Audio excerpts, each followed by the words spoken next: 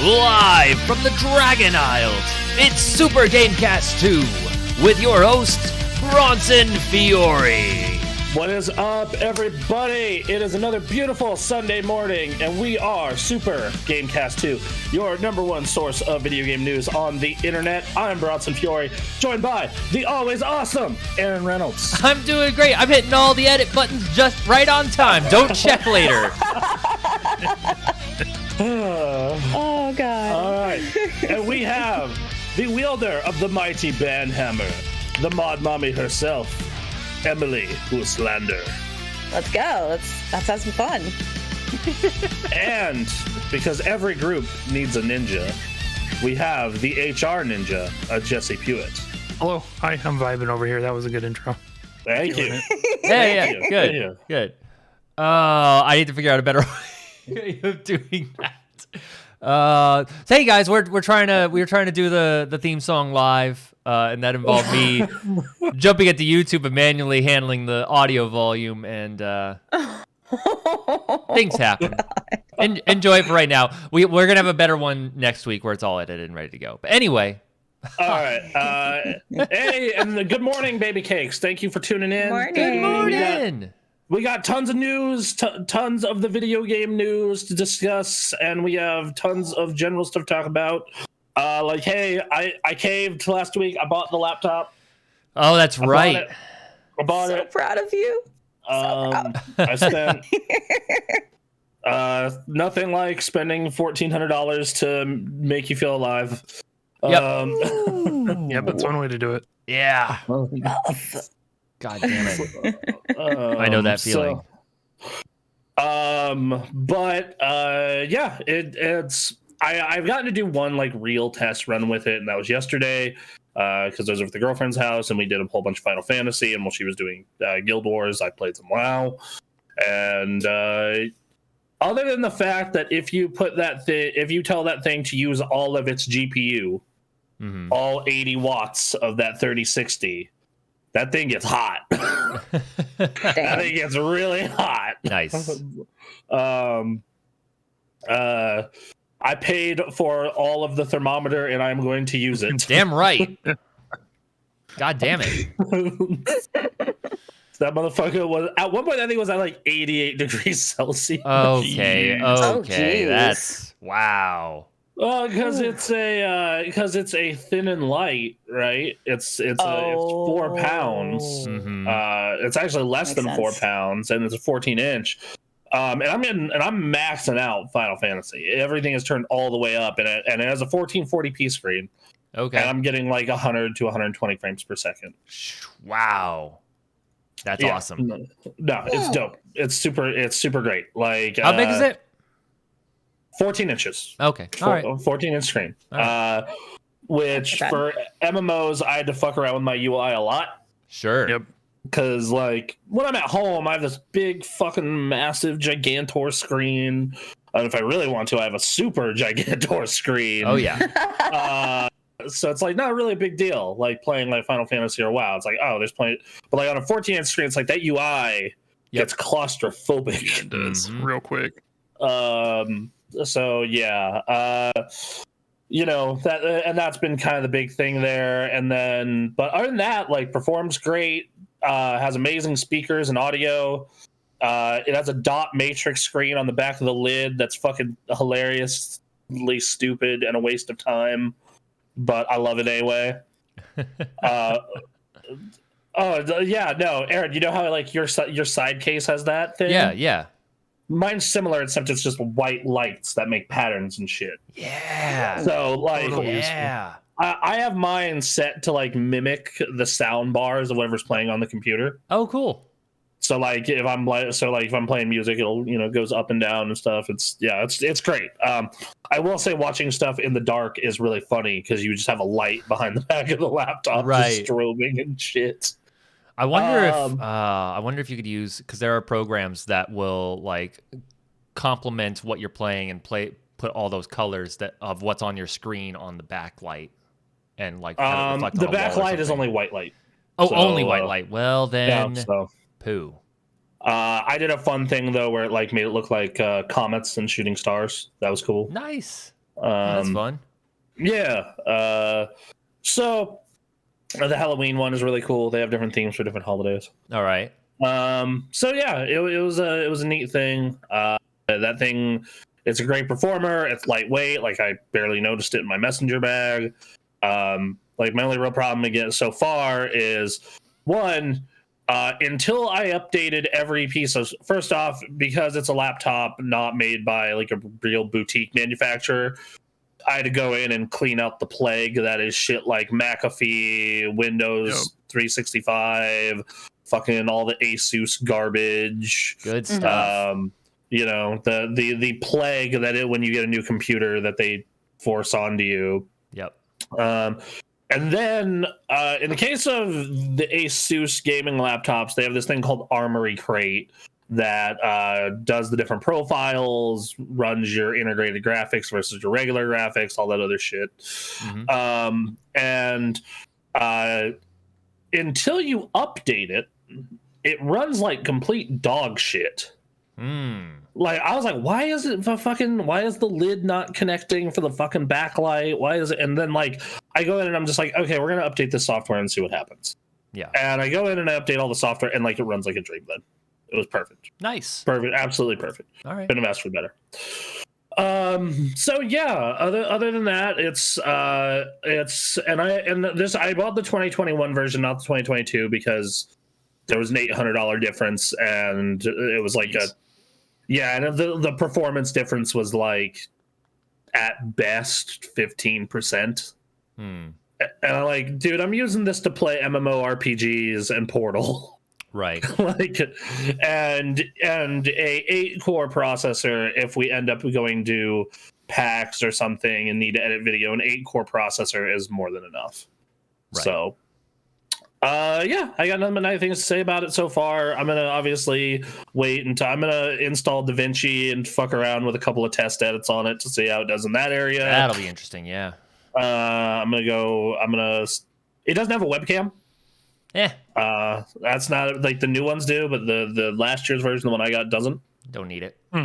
You really don't. Like I don't like I had to use like the webcam on my laptop like once at E3.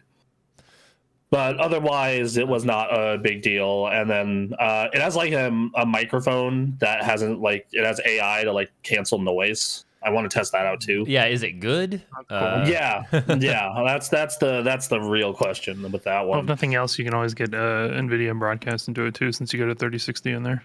Yes, that's been cool having a 30 series anything. Yeah. It's really weird that this thing's GPU performance, not CPU. My CPU blows the fucking laptop out of the water. But the GPU performance is like this close to my desktop. Wow.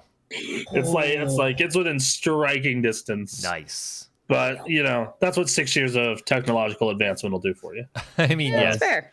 What version of Windows does it have? Is it 10 or 11? 10. And the first thing it asked me when I fucking turned that motherfucker on was, hey, do you want to upgrade to Windows 11? I'm like, ugh, no. No. No, I do not, sir. It's like, you sure it's free? And I'm like, no. No, thank you. Keep your software herpes away from me. Lord. So Oh yeah. my God. I already have to deal with that shit at work soon. Like it's gonna come to my laptop eventually. So my work laptop. So it's very positive things about it. I think it's still on sale. I think the sale price that I got it for was $1,250. I think it went up to $1,300. All right. So $1,300 for Ryzen 9 5900 HX and a 3060 these days is not bad, right, at all. Well, so what I'm hearing is that the only thing is that if you need to go to a convention and you need a camera, you just bring your iToy. Yes, exactly. Yeah, pretty much. There you go. All right, great. I mean, in all honesty, if we're doing con stuff and we really need it, like there's stuff I could do. Sure. But yeah, the funny thing is this is like. Also, I think they sent me the wrong model. Oh. I'm like 90% sure.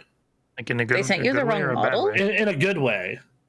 because like I was looking at it and I noticed like the model I ordered had 16 gigs of RAM. This had 32.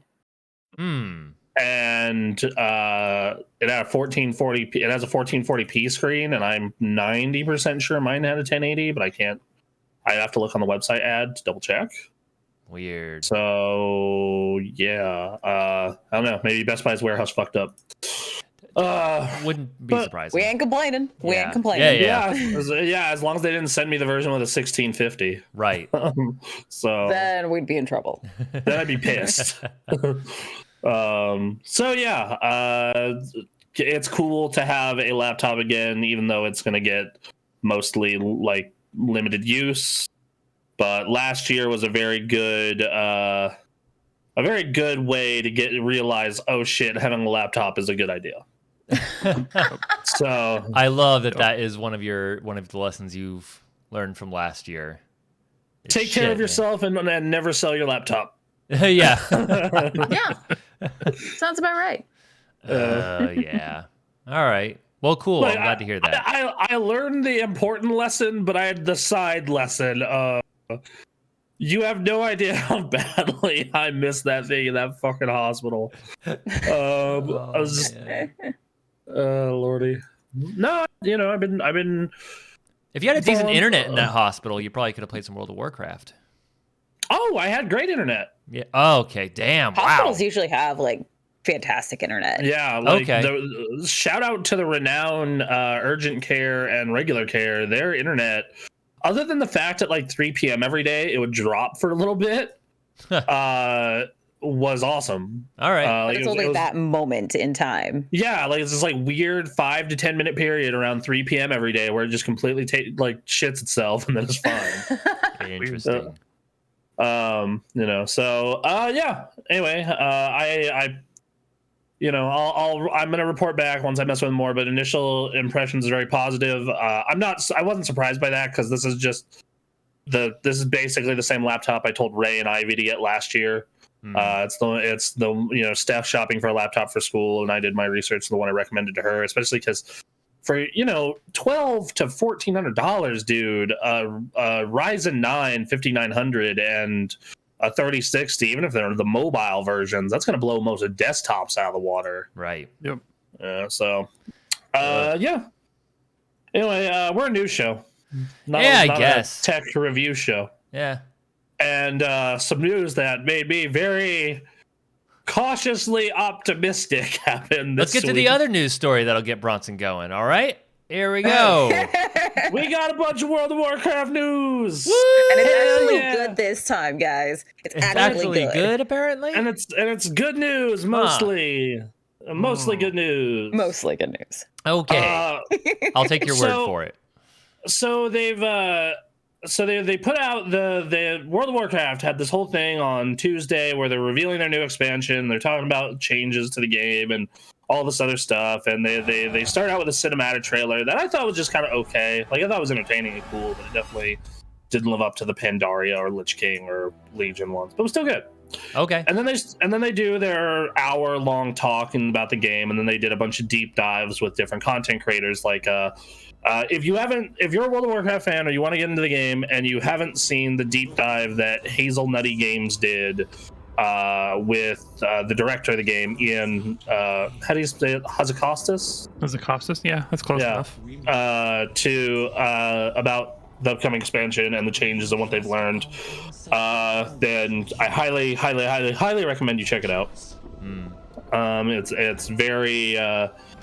It's very in depth and answers a lot of questions that I feel that their initial reveal didn't, such as stuff about borrowed power and exploration and things of that nature. Okay. Which, Hazelnutty Games it's like Hazelnutty Games and like Taliesin and Evitel are the only WoW content creators I know who didn't jump to doing other MMOs at the same time. I see. So we're like, here you go, we're giving you one. Wow. So yeah, So they do this big cinematic reveal, as you can see on the screen right now. It was entertaining, and then they start talking about the game and what they're doing. The one of the first big things they announce is the new class. We're getting a new class called Evoker, which uses the different powers of the dragon aspects. So you have two specs: a ranged DPS, a mid-range DPS spec, which uses the power of red and blue dragons, and then you get a ranged, you get a healing spec that's green and bronze. The bronze one is the one that I'm interested in because it's like they're time related, so it's like reversing wounds, speeding up the healing of wounds, stuff like that. Interesting. That's pretty cool. Okay. Yeah. And they announced the new race, the Drakthir. Similar to the Worgen, they're gonna have two forms. They're real dragon form for all you scalies, and they're like mostly mortal form, which is like elf or human, depending on your gender. Interesting. So yeah, and then the new class looks cool. It looks like it's gonna be OP as fuck. Like just the mobility tools alone, I'm like, dude, there's so many mechanics you're gonna be able to cheese with that. So there's that, and this new class and new race are locked to each other, and they get their own starting zone and everything else. So if you want to play an Evoker, you have to be a Drakthir, and if you want to play Drakthir, you got to be an Evoker. Wow. Which I think is their way of stopping the Death Knight problem, as I call it, which is any race could have been a Death Knight when Wrath came out. And what this did is at the launch of Wrath, it created 1 billion Death Knights.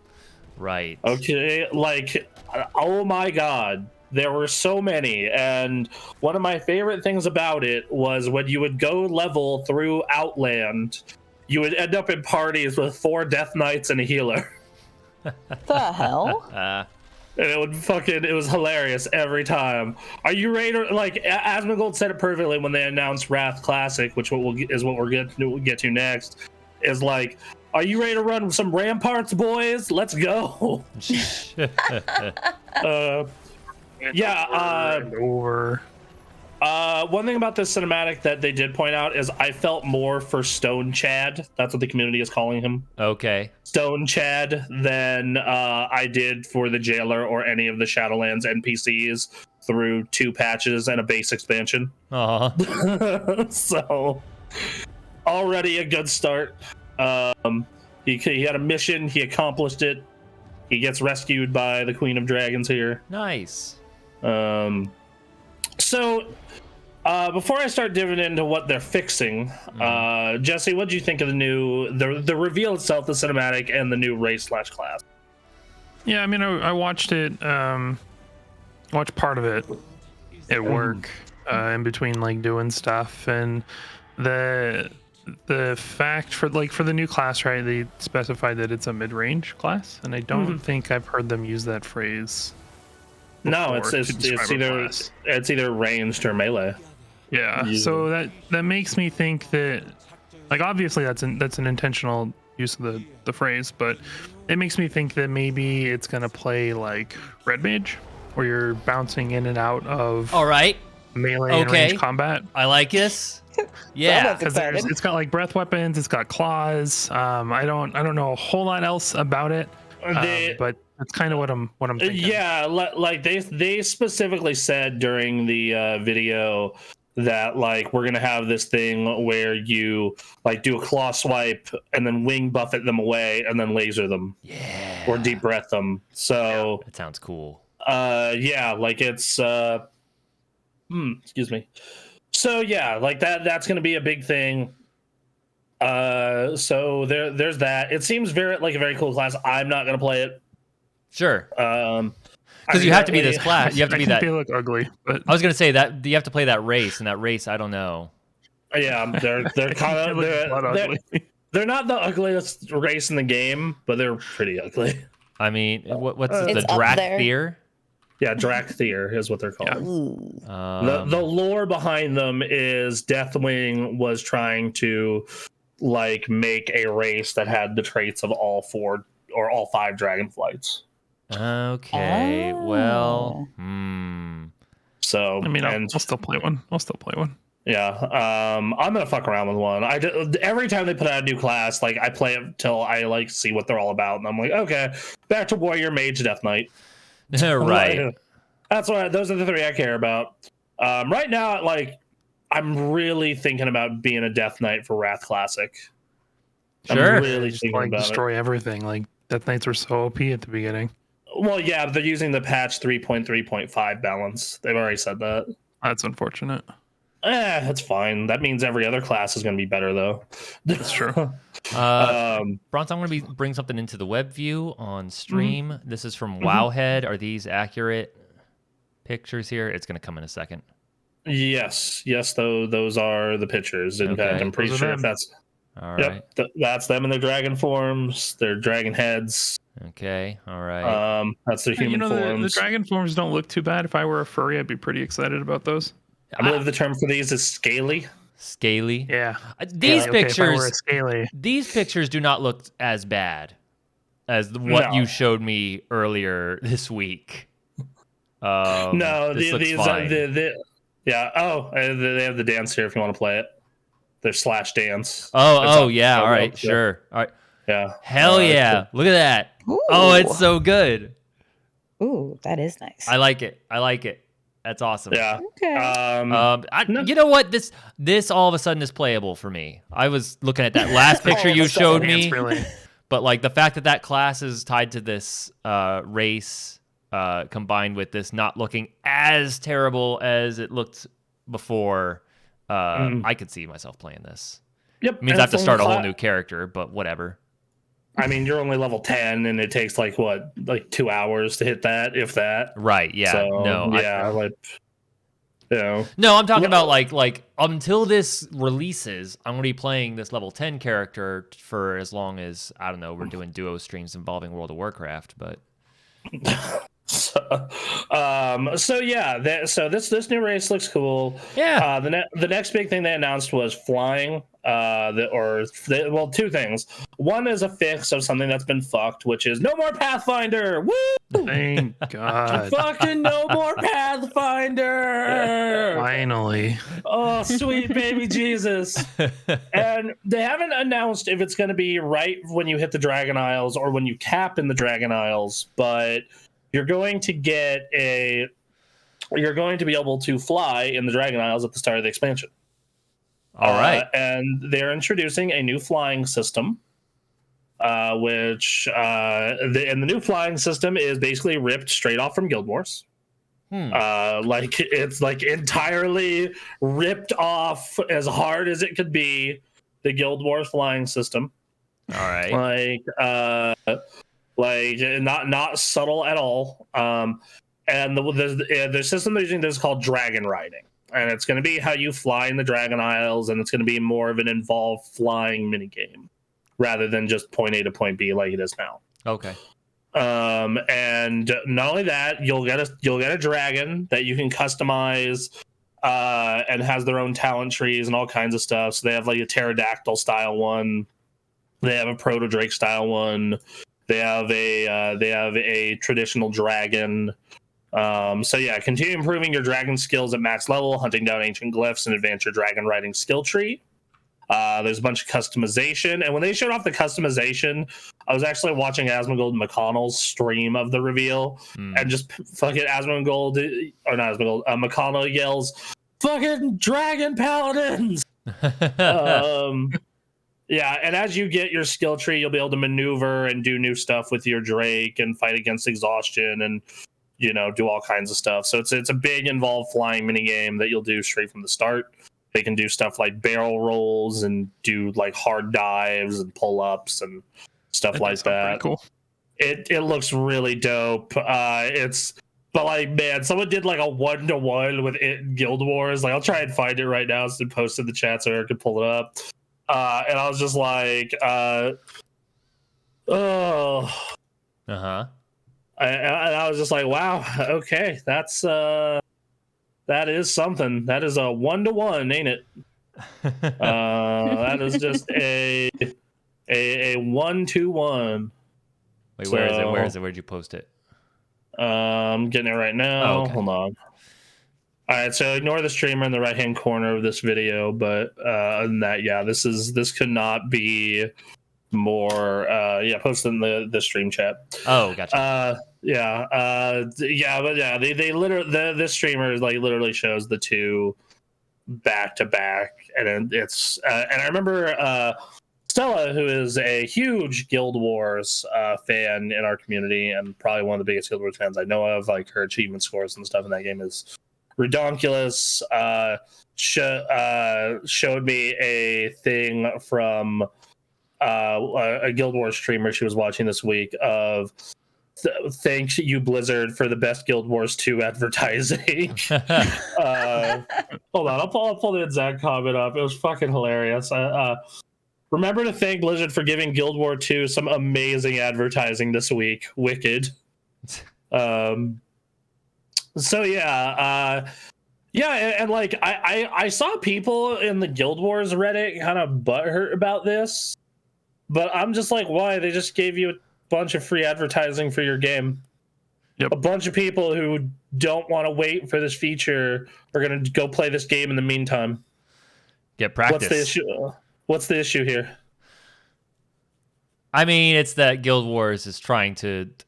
It would be like Guild Wars 2 is trying to compete with World of Warcraft, right? Would that be accurate? I mean, Guild Wars 2 has been like it's been in a weird place from what I've been hearing about the people who are playing it. Like it launched really strong and had a bunch of support, and then like they dropped it to go work on other projects, right? Mm-hmm. And then those other projects all didn't work out, and then this year they come back to it with an expansion promising to support it for the long haul.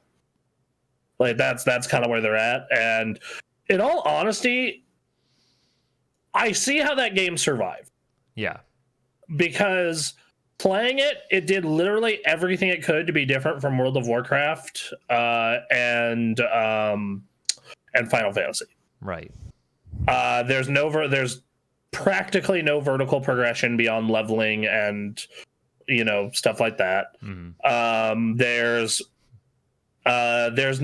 not traditional there's a traditional MSQ style story quest, but it's not constant. It's like every 5 levels you get a chunk of it during the leveling experience so far, and there's not like the traditional quest setup where you get breadcrumb to a place or MSQ to a place, pick up all the quests, get a bunch of lore about the area, go out there and then come back. No, you come to a zone, you find points to explore that give you experience. You find vistas, like the best thing I can compare it to is like the Assassin's Creed towers. Right. But for Guild Wars is what it is, or for an MMO. And then on top of that, there's their version of quests are you come to an area and there's permanent quests called hearts, where in this area surrounding an NPC is like, hey, we need you to kill this thing, do this thing, etc. And it fills up this little bar, and then it's done, and you get a shit ton of experience. All right. And that's basically it. And then there's events on the map like world bosses or like escort missions, and it's the same thing, but even more experience, and they're temporary and timed. That has been probably the hardest part about the game for me, is the fact that it's about Guild Wars, is the fact that it very much is do whatever you want when you want and make your own fun.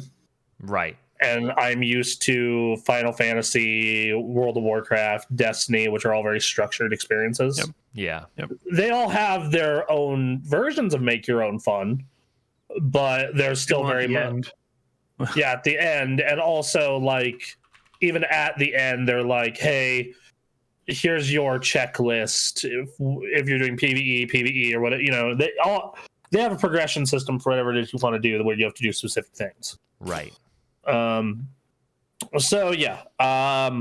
Anyway, the next thing they announced is, and this goes into the talent system revamp. There is no more borrowed power, no soul conduits, no Azerite, no artifact power, none of it. It's all fucking gone. That's awesome. Finally. Great. That's news for alts. Cast it into the pit. Huge news for alts. So yeah, and what they're doing instead is they are going back to more traditional style talent trees. So if you want to take a minute, Aaron, to look up like the new talent trees, that'd be appreciated for everyone. So I can give an example of what it look up Dragonflight talent trees, and you should be able to find something. Okay. Give me a second.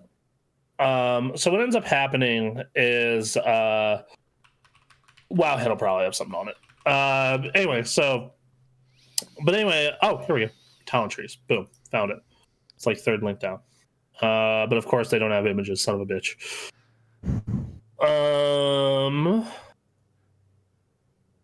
Anyway, I'll go into detail about the new talent trees. I'll look. While that's going on. So there's gonna be what happens is you pick your spec. So you have your class and then you pick your spec. So you pick you want to be. So for example, if I'm running my warrior, you pick you pick prot arms, fury, and then you're gonna have 2 talent trees. One for your class and your class stuff, and one for your spec. And stuff that has traditionally been locked to Azerite gear, soul conduits, Legion artifacts are going to be just part of your talent tree now. And you'll choose them through your talent tree. And some more stuff about this is instead of having to go back to town or an area to change your conduits, you can do it at any fucking time you want. Oh, that's nice. All right. And you can save builds and name them. Oh my God. So let's say like I play a bunch of Mythic Plus. Yeah. All right. And I'm playing Mythic Plus and I'm having a great time. But my Mythic Plus build, because you need a lot of AoE, is very different from my rating build. Right. And what I have to do now is, okay, hold on, guys. I have to go back to my sanctuary for my covenant and swap out my soul binds and do all this crap and then teleport back to the raid. All right, I'm ready to go. No, just same thing with PvP. But now, no, just press a button, boom. That's new tree. Wow, that's great. Fucking A. Oh my God. It's so great. It's so great. Love it. I love it. I love every part of this. All right. Cool. So yeah. So yeah, that's the next big change. They are no more of this borrowed power bullshit. Mm-hmm. Happy to see that shit go. Next thing is they are doing a new HUD, new interface. New HUD. I posted screenshots of that in the Discord earlier in the week. Basically, right. They showed the old HUD and they made a point of, hey, World of Warcraft's UI right now is very of its time with minor tweaks. Versus this new one where they're like, all right, hey, what we're going to do is we are going to, versus this new one, we're going to modernize it. Not only are we going to modernize it, we're going to go ahead and make it customizable without add-ons. So you can move the mini-map, you can move the health bars, you can move the action bars, you can have more action bars, less action bars. Go back to the old school interface if you really want it. Yeah. So hang on a second. Where I have this very set up in a certain way, and then when a full image takes up the screen in a certain way, it messes it up. All right, so here is the old UI. I apologize to our podcast listeners, but this is... And also, you can't see the bottom of the UI where it's a real cluster. Oh, there it is. Okay, I had to transition. There we go. All right. So here it is. This is the old one. There you go. That's what it is currently. It's very 2005.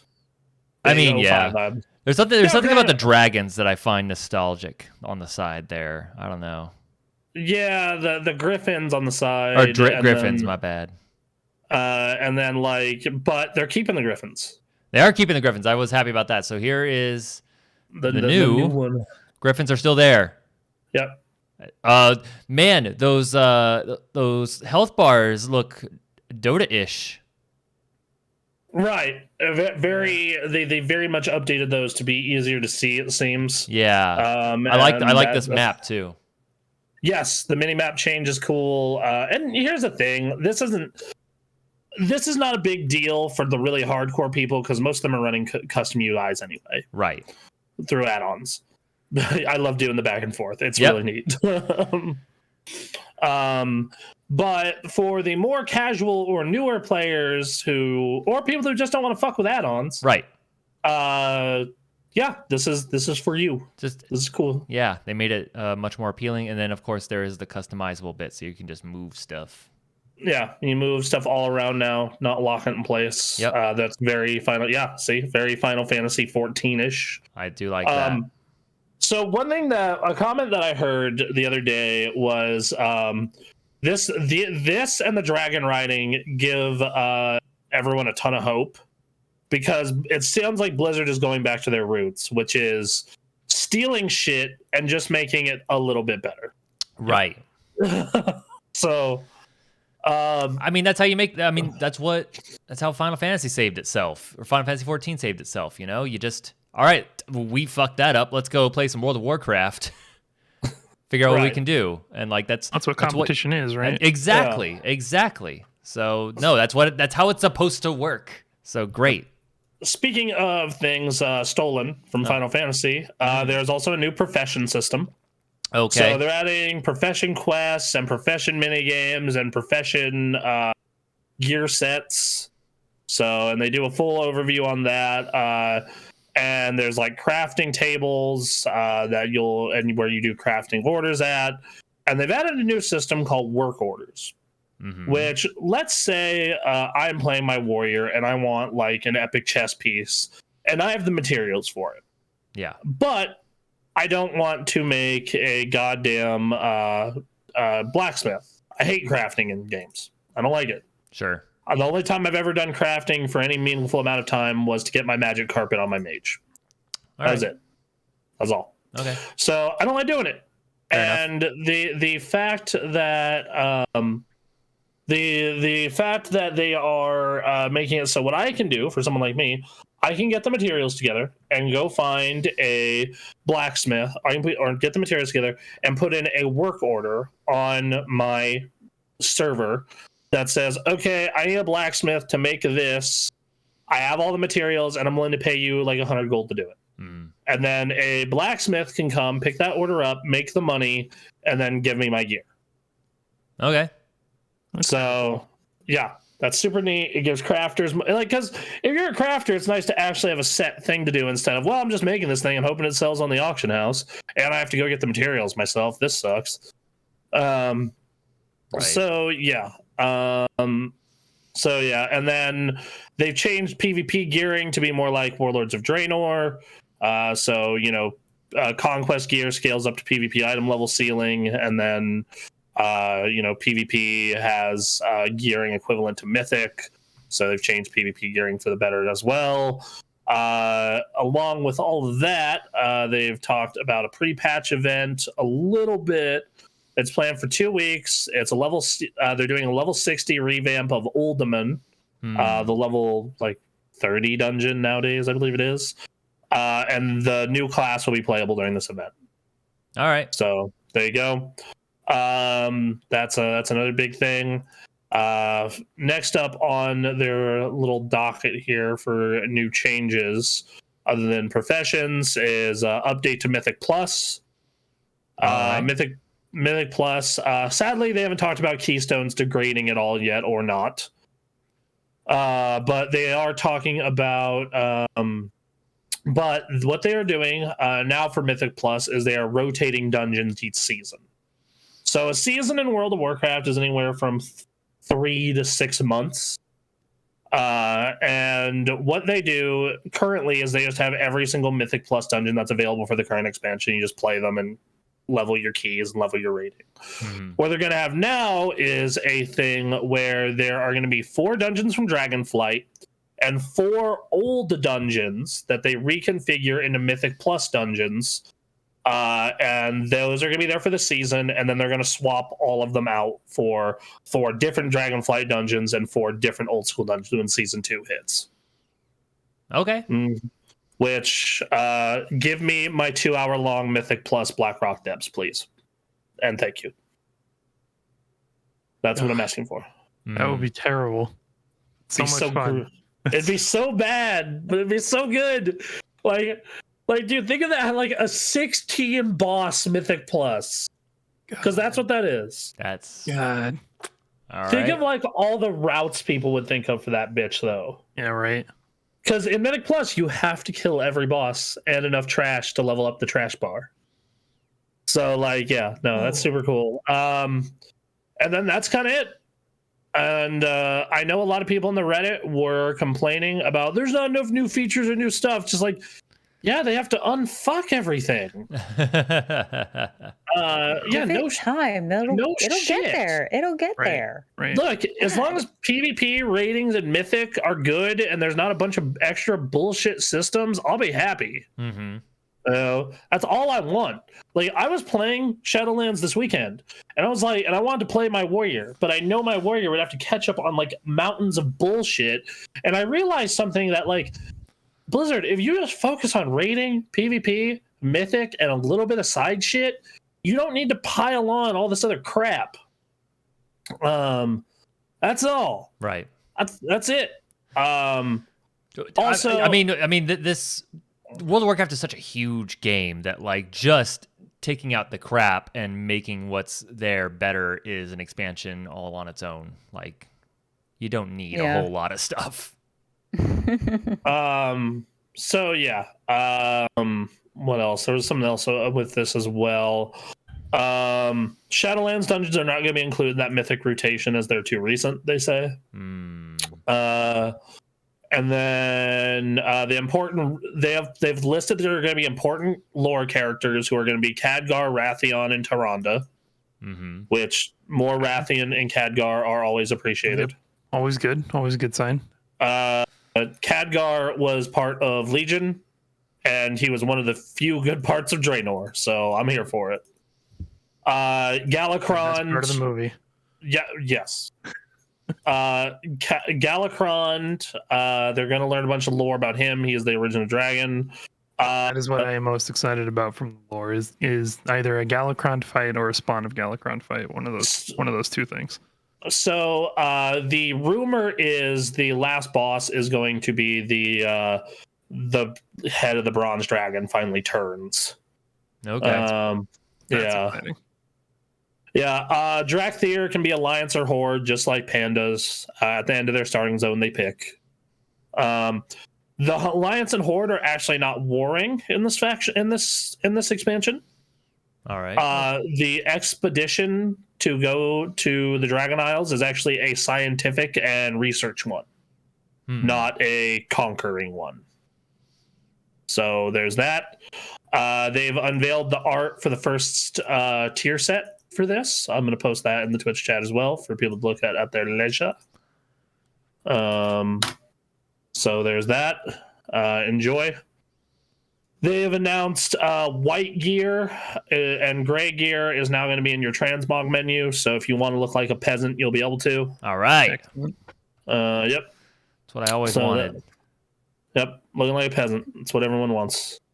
The first 10.0 build has been put on to the Blizzard servers, which means alpha will most likely be starting in the next month or two. Which, if the previous timetables are any indication, that means we're looking at a release of this sometime between January and March of next year.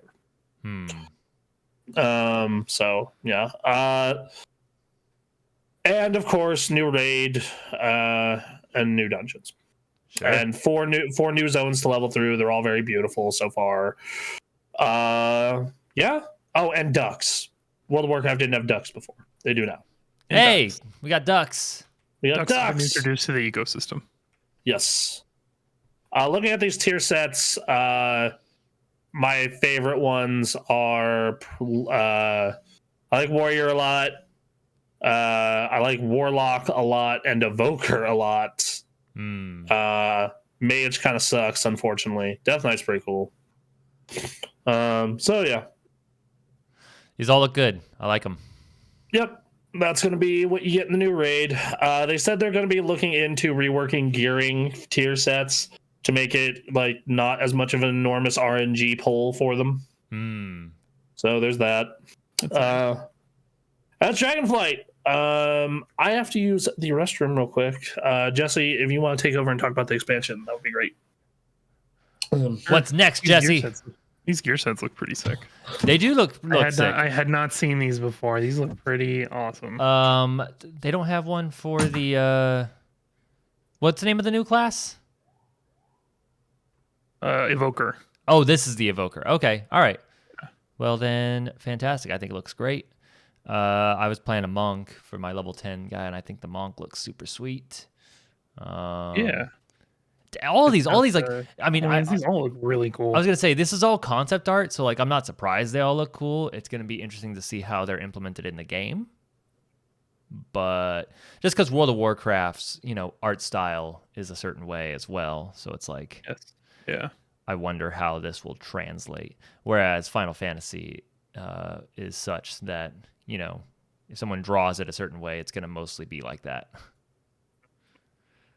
But those shoulders on the Death Knight look pretty. It's pretty sick. sweat. Look at those things. Yeah. It's exactly. Yeah, that's good. Hunter having like a dragon head is fantastic. Yeah, that's very reminiscent of an old Hunter set where they had like a anglerfish head. Okay. Didn't look as cool as this, but it does look very similar to that. All right. Yeah. The thing about the monk. Like smoke. Yeah. Shaman's got some good lightning happening there. I really like the monk has this like headband thing happening. That's by far the best part. Paladin just looks like a tank, which is actually Warrior looks like a tank. Warrior looks like an armored core. Like it looks like he's kind of encased in like not steel like an armored core, but like rocks. It's very reminiscent of like an armored core mech. Right. They felt like putting on some clothes for Paladin, but just kind of like strap some fabric on and be like, yeah, you're good. And then this first set here, the red just looks really good. Yes, that red looks so good. Well, in the way they typically do these sets is each tier within the set. So like I'll pick Priest for example. Like you get your base tier, which is usually like Raid Finder, and then you have a normal set and then a heroic set, and each one is different only in terms of color. So I would guess it looks like they're not doing that. It looks like each class, right, or each section of classes has a specific color theme. Yes. So I'd be interested to see how they change, if they change the color scheming for each tier set. Yeah, I wonder. I don't know. That'd be cool. Yeah, these look pretty sick. I'm very excited about this.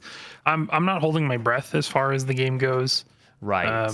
There's a lot that needs to be fixed, both within the game and within Activision Blizzard as a company. Yep. But this is promising as far as the game goes. Okay. Good. Yeah. I don't know. When did they say this is gonna maybe come out? Bronson's guessing next January. Right, and then maybe later, depending on what happens. Right. But yeah. So we definitely have some time before this comes out. But for sure. I assume they have warned everybody. Yeah. That the current content is going to be here for a while. Which means like, what are people playing for in World of Warcraft until then? I mean, for many people, it's their home MMO. Like they're going to chill there. But are we just chilling in terms of like, because all these systems are going to go away. You're basically just running raids or whatever for funsies, or getting mounts or whatever. Yeah, there's still the collectibles. There's still people are still going to be raiding right up until the new expansion. People are still going to be doing PvP stuff right up until the new expansion. Okay. There's still a lot for people to do. All right. Well, cool. So we'll Good. take up that time. And So just gonna let y'all know that we do duo streams, and we've been doing some MMO stuff recently. So what's probably gonna end up happening over this year until this releases is we're gonna be checking out MMOs, but like primarily we're gonna be checking out Final Fantasy, especially once we can all get together, because then we're gonna be doing a bunch of group content. But World of Warcraft will probably be a part of that rotation as well. So you'll see us messing around in there for sure. For sure. My home, my home is returning. It's healing. My home is healing. It's. I'm happy for you. Yes. So as part of that, they also announced some Wrath Classic stuff. Hey. You want to run the Wrath Classic trailer real quick? That'd be cool. I can do that as long as I frame it perfectly in the video version of our show. Yep. So Wrath Classic, it's the very minor changes are coming. So they're going to be running the last patch. So the last patch is 3.3.5, which means all the end of expansion balance changes are there. Along with that, they've announced Death Knights are going to be available in the pre-patch. All right. So you'll be able to play Death Knight anywhere from 2 to 6 weeks before the expansion is out. Okay. And level it. Combined with that, there is going to be a boost to level 70, which I cannot make this more clear for people who are new to this experience. Uh-huh. For the love of God, make a Death Knight or use the boost. Okay. Do the boost. Okay. I know that there is a portion of this community that is toxic and shits on boosters. Don't give a fuck. Do the boost. Do not care. Tell them to go fuck themselves. As long as you learn how to play your class, I don't care if you boost it or not. Nobody's gonna know. Like nobody's gonna have any idea. Just do the boost. Trust me. As long as you don't fucking verbalize it and you bother to learn your class, no one will care or know. I know that there are a lot, like, that is one of the things that the classic community blames on people in TBC who are like, oh, they're so bad, they must be a booster. That doesn't mean shit. Ray was a booster. Ray was great at that fucking game. Yeah. All right. Like, so for the love of God, everyone, whenever this comes out, use the level 70 boosts. Treat yourself well. Yeah. Just do the freaking boost. Because going through 68 levels of what will probably be mostly empty content is not going to be a good experience for you. Right. And the best way to play these games, in all honesty, is right when the expansion launches, going into all the new cool content. Right. So yes, that said, 3.3.5 is the patch they are using. And they are going to be releasing things in order. So they're going to be doing that they haven't.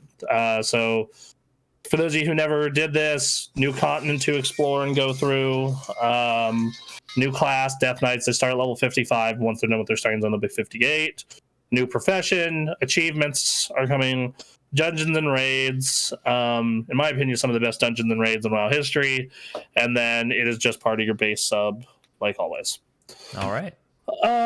With that, scroll down a little bit more. I think on that page there's something else I'm looking for, but I'm not sure. We got barbershop improvements. That's what you were looking for, right? Yeah. Okay, here we go. Level 70 boost. Pretty important to people. No dungeon finder, which they've said that for people that want dungeon finder, like, look guys, regular WoW exists. This is more about the traditional experience. And to be fair, Wrath did not get dungeon finder until the very last patch. You had about 9 to 10 months of dungeon finder and like a year and a half of no dungeon finder. I guarantee you somebody's got an add-on for it already. Like they're either working on it or it's already done. Well, yeah, and they had one of those for Burning Crusade and Blizzard shut it down. So yeah, like it's so yeah. So I would say it'll be interesting to see.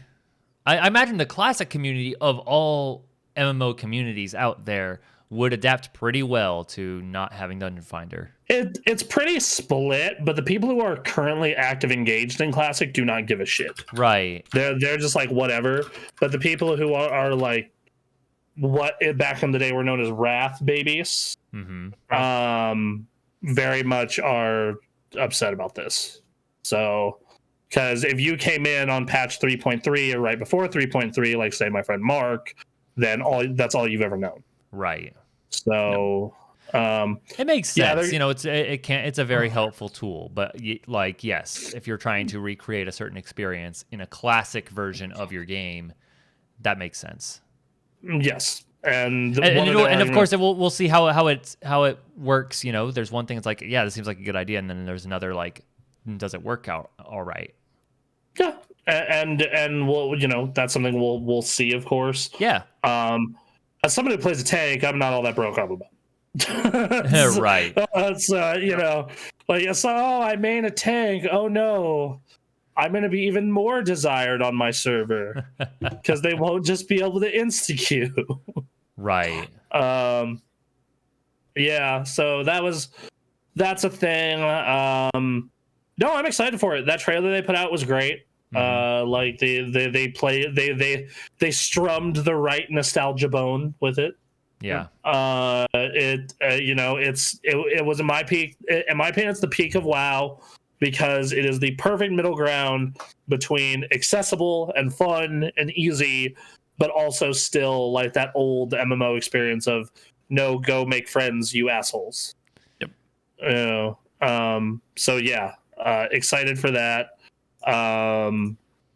And yeah, it should be great. I know, and the real surprise is it's coming out this year. That's the part of it where I was just like, oh shit, right? Really? Yeah. What? Okay, I'm here for it. Sign me up. But like, yeah, like it was definitely one of those things where I was like, all right, I guess, cool.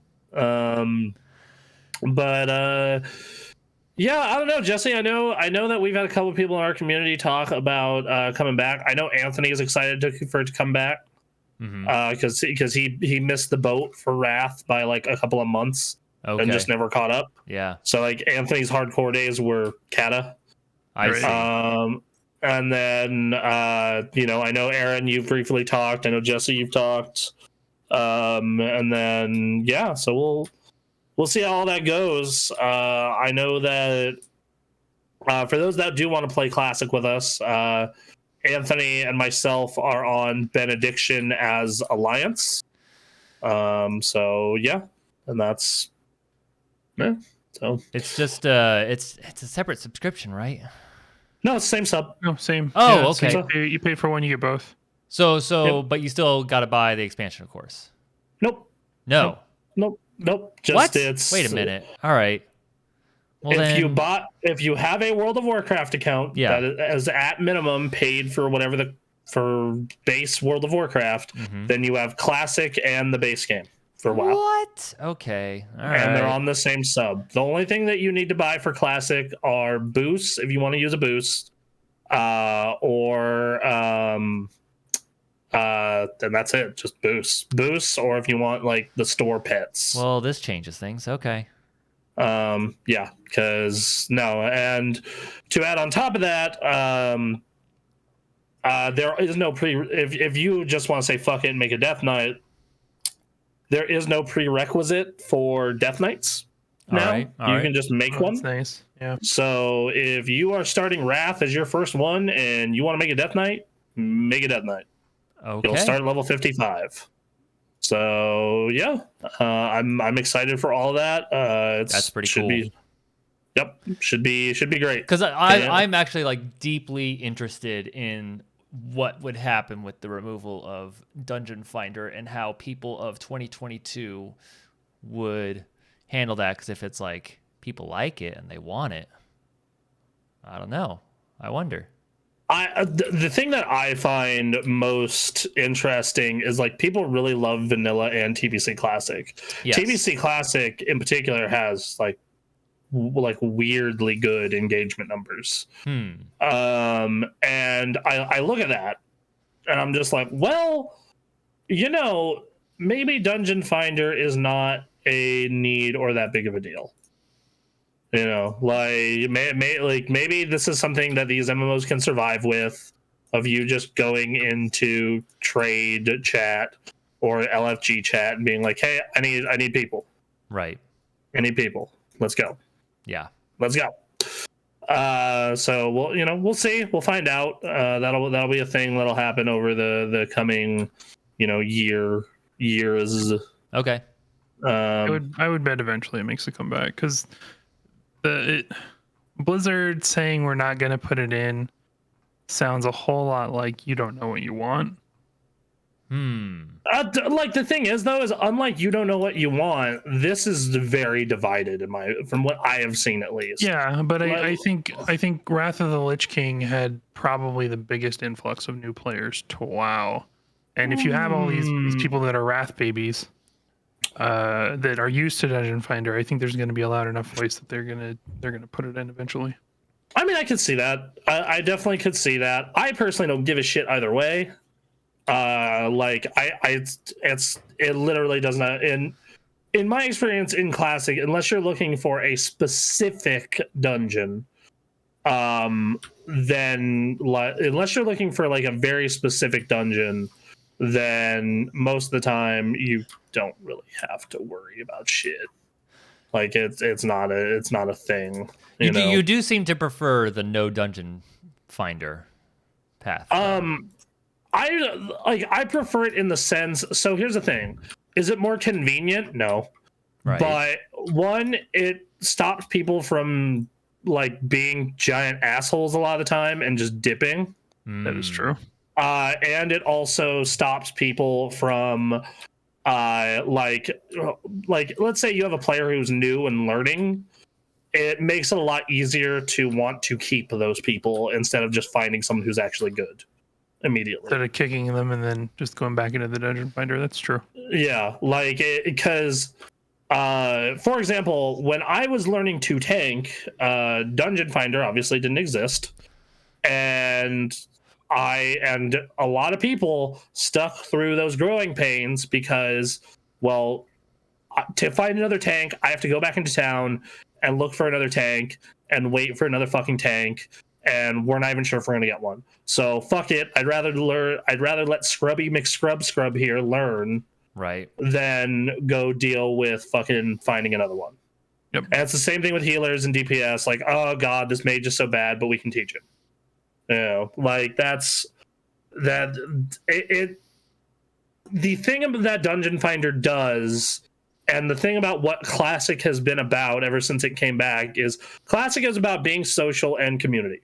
If that's what you want from an MMO, is to hang out with other people in this big world and meet people in this big world and talk to people in this big world, then Classic is the game for you. Right. Like it's like vanilla or retail is about parsing. Okay? Final Fantasy is about a lot of stuff. Mostly degeneracy. Of course. Can confirm. Yes.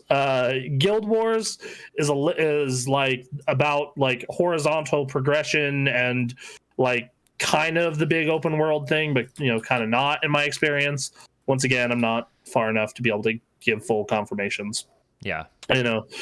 But yeah, so they all have their strengths and weaknesses, and but in the case of Classic, now here's the thing: is if enough of the Wrath community comes out and says we want Dungeon Finder, very similar to what happened with the world buff thing in Vanilla Classic, I think that they will go in and change it like they did with Vanilla Classic. Same thing with TBC. They went in and changed Paladin Seal so the Alliance Seal didn't suck. But are like, this is a big one. And I understand why some people are really upset. But on the other hand, like, I don't know, like there are a lot of benefits to having the Dungeon Finder out, though. Sure. In my opinion, like, and yes, I get that it is immensely inconvenient.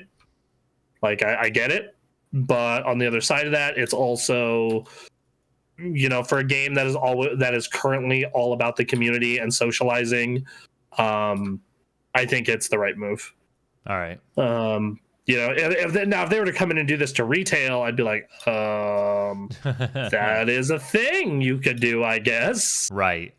I don't know. And also, Wrath was so big and has such a fan base that I think that people are going to play it no matter what. Sure. So, and I actually think it benefits players like you, Aaron, who never did endgame Wrath, because once again, I think people are going to be generally more patient with you. Yeah. You would think. Yeah. They have, you know, they have been, in my experience, in what is currently Burning Crusade. But you know, that obviously could change. Right. But in my current experience, that is, I think that they do. It's been great. Like, but I'm also the type of person who really enjoys the old timey type of MMO. So Sure. Yep. Yeah. So we'll see. And like, I also realize those kind of games are massive time investments that some people don't want to make.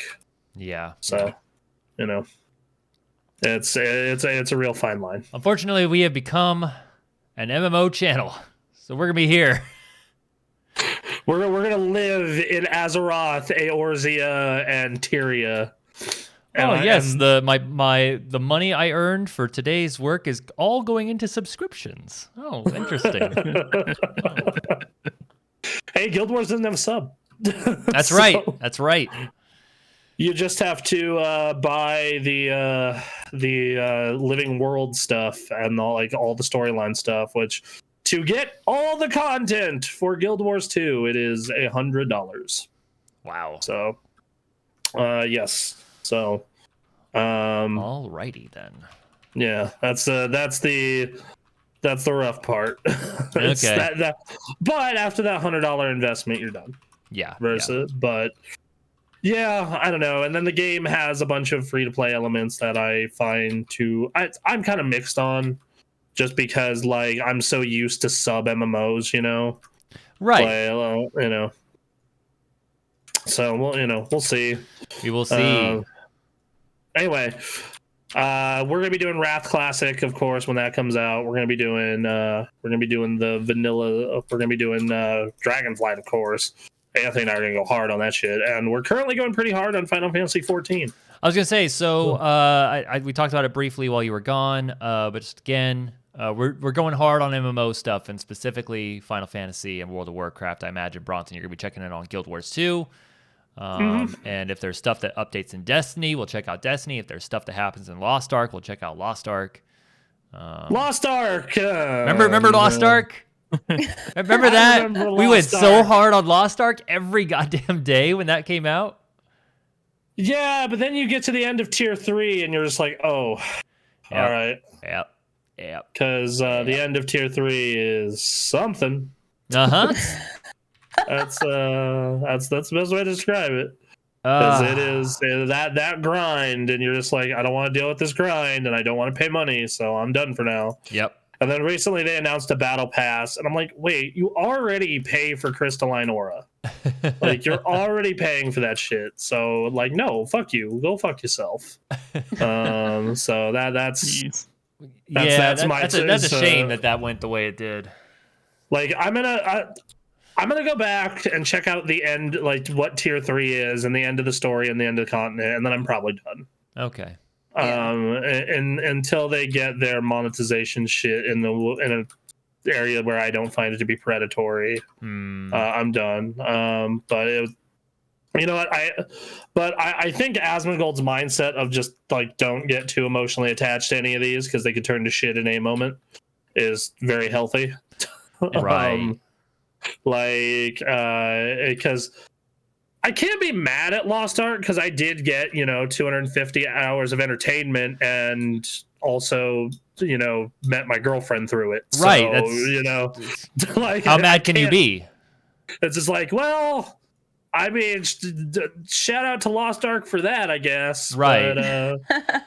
But yeah, you're still not great as far as the predatory monetization goes in that game. Yeah, it gets real real gross real quick, unfortunately. So yeah, we'll be playing a lot, but basically because I don't know, I've been playing some other games outside of MMOs, but really that's been more like personal stuff that I've been wanting to drop back into Horizon, and Stella and I have been playing Portal 2 co-op. Nice. Yeah, like we've been having fun with that, but it's like we've been enjoying that stuff. But I gotta say, I think, and this is something that a conversation we can have off stream. But we've been feeling good about going MMO heavy. Yeah, like I felt pretty good about that choice for a while. Like as much as I love other games, I love fighting games, for example, but it's just it's so easy to get drawn to these games for long periods of time. There's always stuff to talk about. There's a world to experience. There's a community in it, Yeah, like there's in the case of Guild Wars and Final Fantasy, there's not a whole lot of other content creators. Fair enough. Case of World of Warcraft, there's probably too many, even after the purge. Yeah. But yeah, so. But we just I think we really respond to that, and I think it's a really cool aspect of gaming that we'd like to check out more. So expect to see more of it, is what I'm saying. I was always fascinated by MMOs ever since I was like heard about the concept when I was like really young. Like I saw like Final Fantasy XI and Lineage, and like my cousin showed me EQ, and I was like, this sounds so cool. And then I got a little bit of the reality of them, unfortunately. Right, yeah. I mean, that was the thing that like I fell off of World of Warcraft is like, wow, I love the idea, and then I go to play it, and it's just that early game experience is like, okay, all right, okay. Oh yeah, that's totally what it, and that's all of them too. Like that's the thing about like that's which story's going to carry you through. Like it's not even like story really outside of like Final Fantasy, even Final Fantasy is like. That game is really rough for depending on your job and like other stuff. The first anywhere from 20 to 50 levels. 50, yeah. No, like, you have to be into Final Fantasy. Like you have to be at least somewhat invested in the story and the characters involved. Yeah, so. Final Fantasy took me Final Fantasy had the issue for me is like getting into it was so hard because outside of Estinian, I didn't really care for most of the characters in Heaven's Ward or ARR. Yeah, I liked Y'shtola, I liked some of the other stuff, and then like when I got to Heaven's Ward. So I was kind of ready to quit. Like I was like, but I'm also stubborn, and I wanted to see what Endgame is like because everyone was raving about it, and everyone like said, "Oh, like this is what we're moving to from WoW," and I'm like, I've heard that story before. You all come back after a couple months, and I got through Stormblood, and I was like, "Oh, this is what you all were talking about." Okay. I'm here for it, and then you play through Shadowbringers, and it's like, oh. Once you get Shadowbringers, you're in. Like Shadowbringers is the point, in my opinion, where that game turns from very standard, like kind of WoW clone to something really special. Yeah. Yeah. So yeah, and it's and then Guild Wars so far is. Like the way I describe it is it's like consistently good, but outside of the PvP, nothing really stands out to me. Okay. Like that's my biggest issue with it is like I'm enjoying myself. I'm having a fun time. I think it's a good game.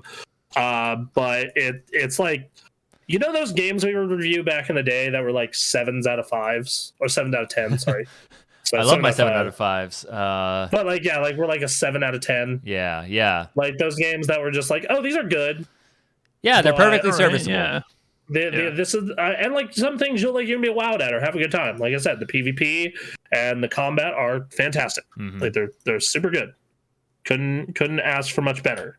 But like other than that, though, I'm very much just like I miss the World of Warcraft Final Fantasy questing system a lot, like a lot. Partially because of the fact that like. I like context to my murder sometimes. because it's just like you show up in an area and the heart tells you collect these things, help these people, and like you can talk to them and kind of get a why, but it's not very in depth. Versus like you think back to like vanilla WoW or early WoW with Darrowshire, or you definitely look at Final Fantasy, they definitely give you more than enough dialogue for any reason. Oh yeah. So yeah, and then like the story stuff in Guild Wars, it's not quite up to Final Fantasy. It's definitely better than the middle of the road stuff in WoW is the best way I would call it. But yeah, so we'll we're gonna take a look at all those. We're gonna be covering a lot of that. I think that's the direction for this channel going forward. Well, especially with all the the fact that right now, what the fuck is coming out for other video games? that doesn't help things, right? Yeah. Because honestly, like right now, it's we're playing Final Fantasy until that patch comes out that lets us all play together. Then we're really playing Final Fantasy.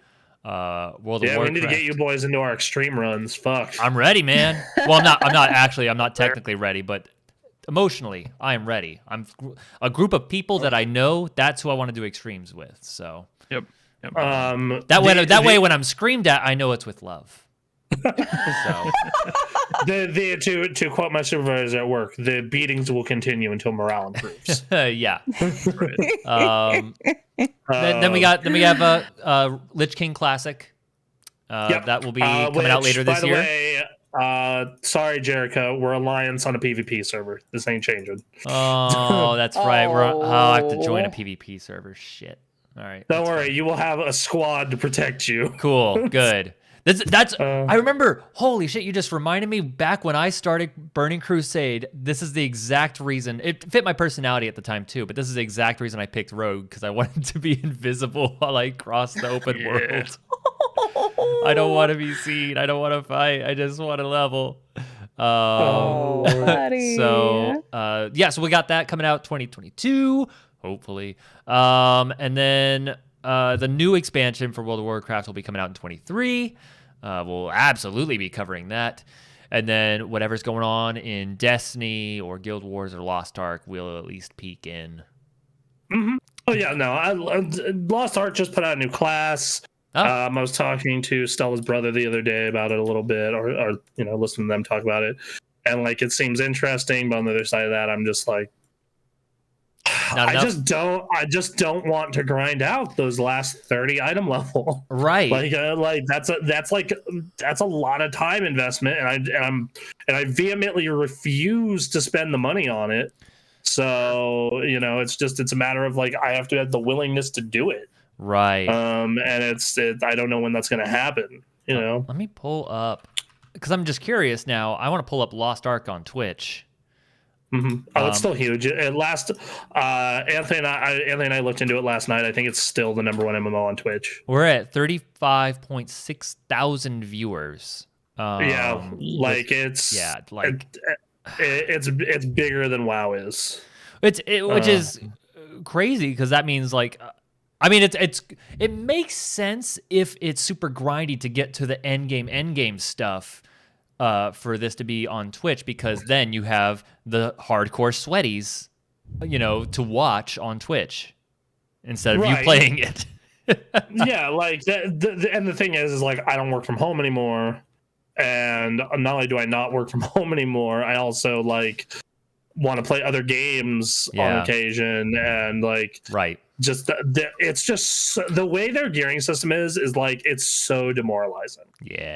And like they announced that battle pass along with what you're already paying for Crystalline Aura, and I'm just like, I would rather just go farm Shadowlands endgame. Right. If we've got other MMOs to play, like shit, man, we're not. Come on. Yeah, like this isn't 2011 where there's like Star Wars is the only other game, and even then why would you bother, because it's just worse WoW but with a good story. Here's a fun little thumbnail I just got. I pulled up Twitch and here are the people streaming. Second person Stoops has 3.8 thousand viewers watching. This thumbnail that just caught a moment in the stream shows that Amaranth just subscribed to him. if Amaranth subscribed to us, I would be so confused, dude. I would just be like, what? First of all, you're not streaming right now. Second of all, Lost Ark, huh? Okay. I mean, here's the thing. Like, Lost Ark is the #2 MMO in the world right now, last I checked. Yeah. It's incredibly popular. It is a fun game. It's just that once you get far enough into the progression systems, it's too much, and it's really demoralizing. Except for these people, I guess. Like because I remember like getting through all of tier 1 was like the end of it was grindy, but like not crazy by any means. Like, fuck, dude, I've done a lot of the hard grinds and whatever. But then like I get to the end of tier 2 and like I have 3 upgrades in a row that do not hit. And I'm just so pissed. Yeah. Yep. And it's just at that point it's just not fun, and I'm just irritated, and I'm just like, okay. And like I'm currently out of islands that give the materials I need. Okay. So it's like okay, well, I can't get the materials I need. I can't get the fucking from islands, so I just have to farm dailies. And then the dailies don't even give me a set reward. They just give me a chance at getting my reward.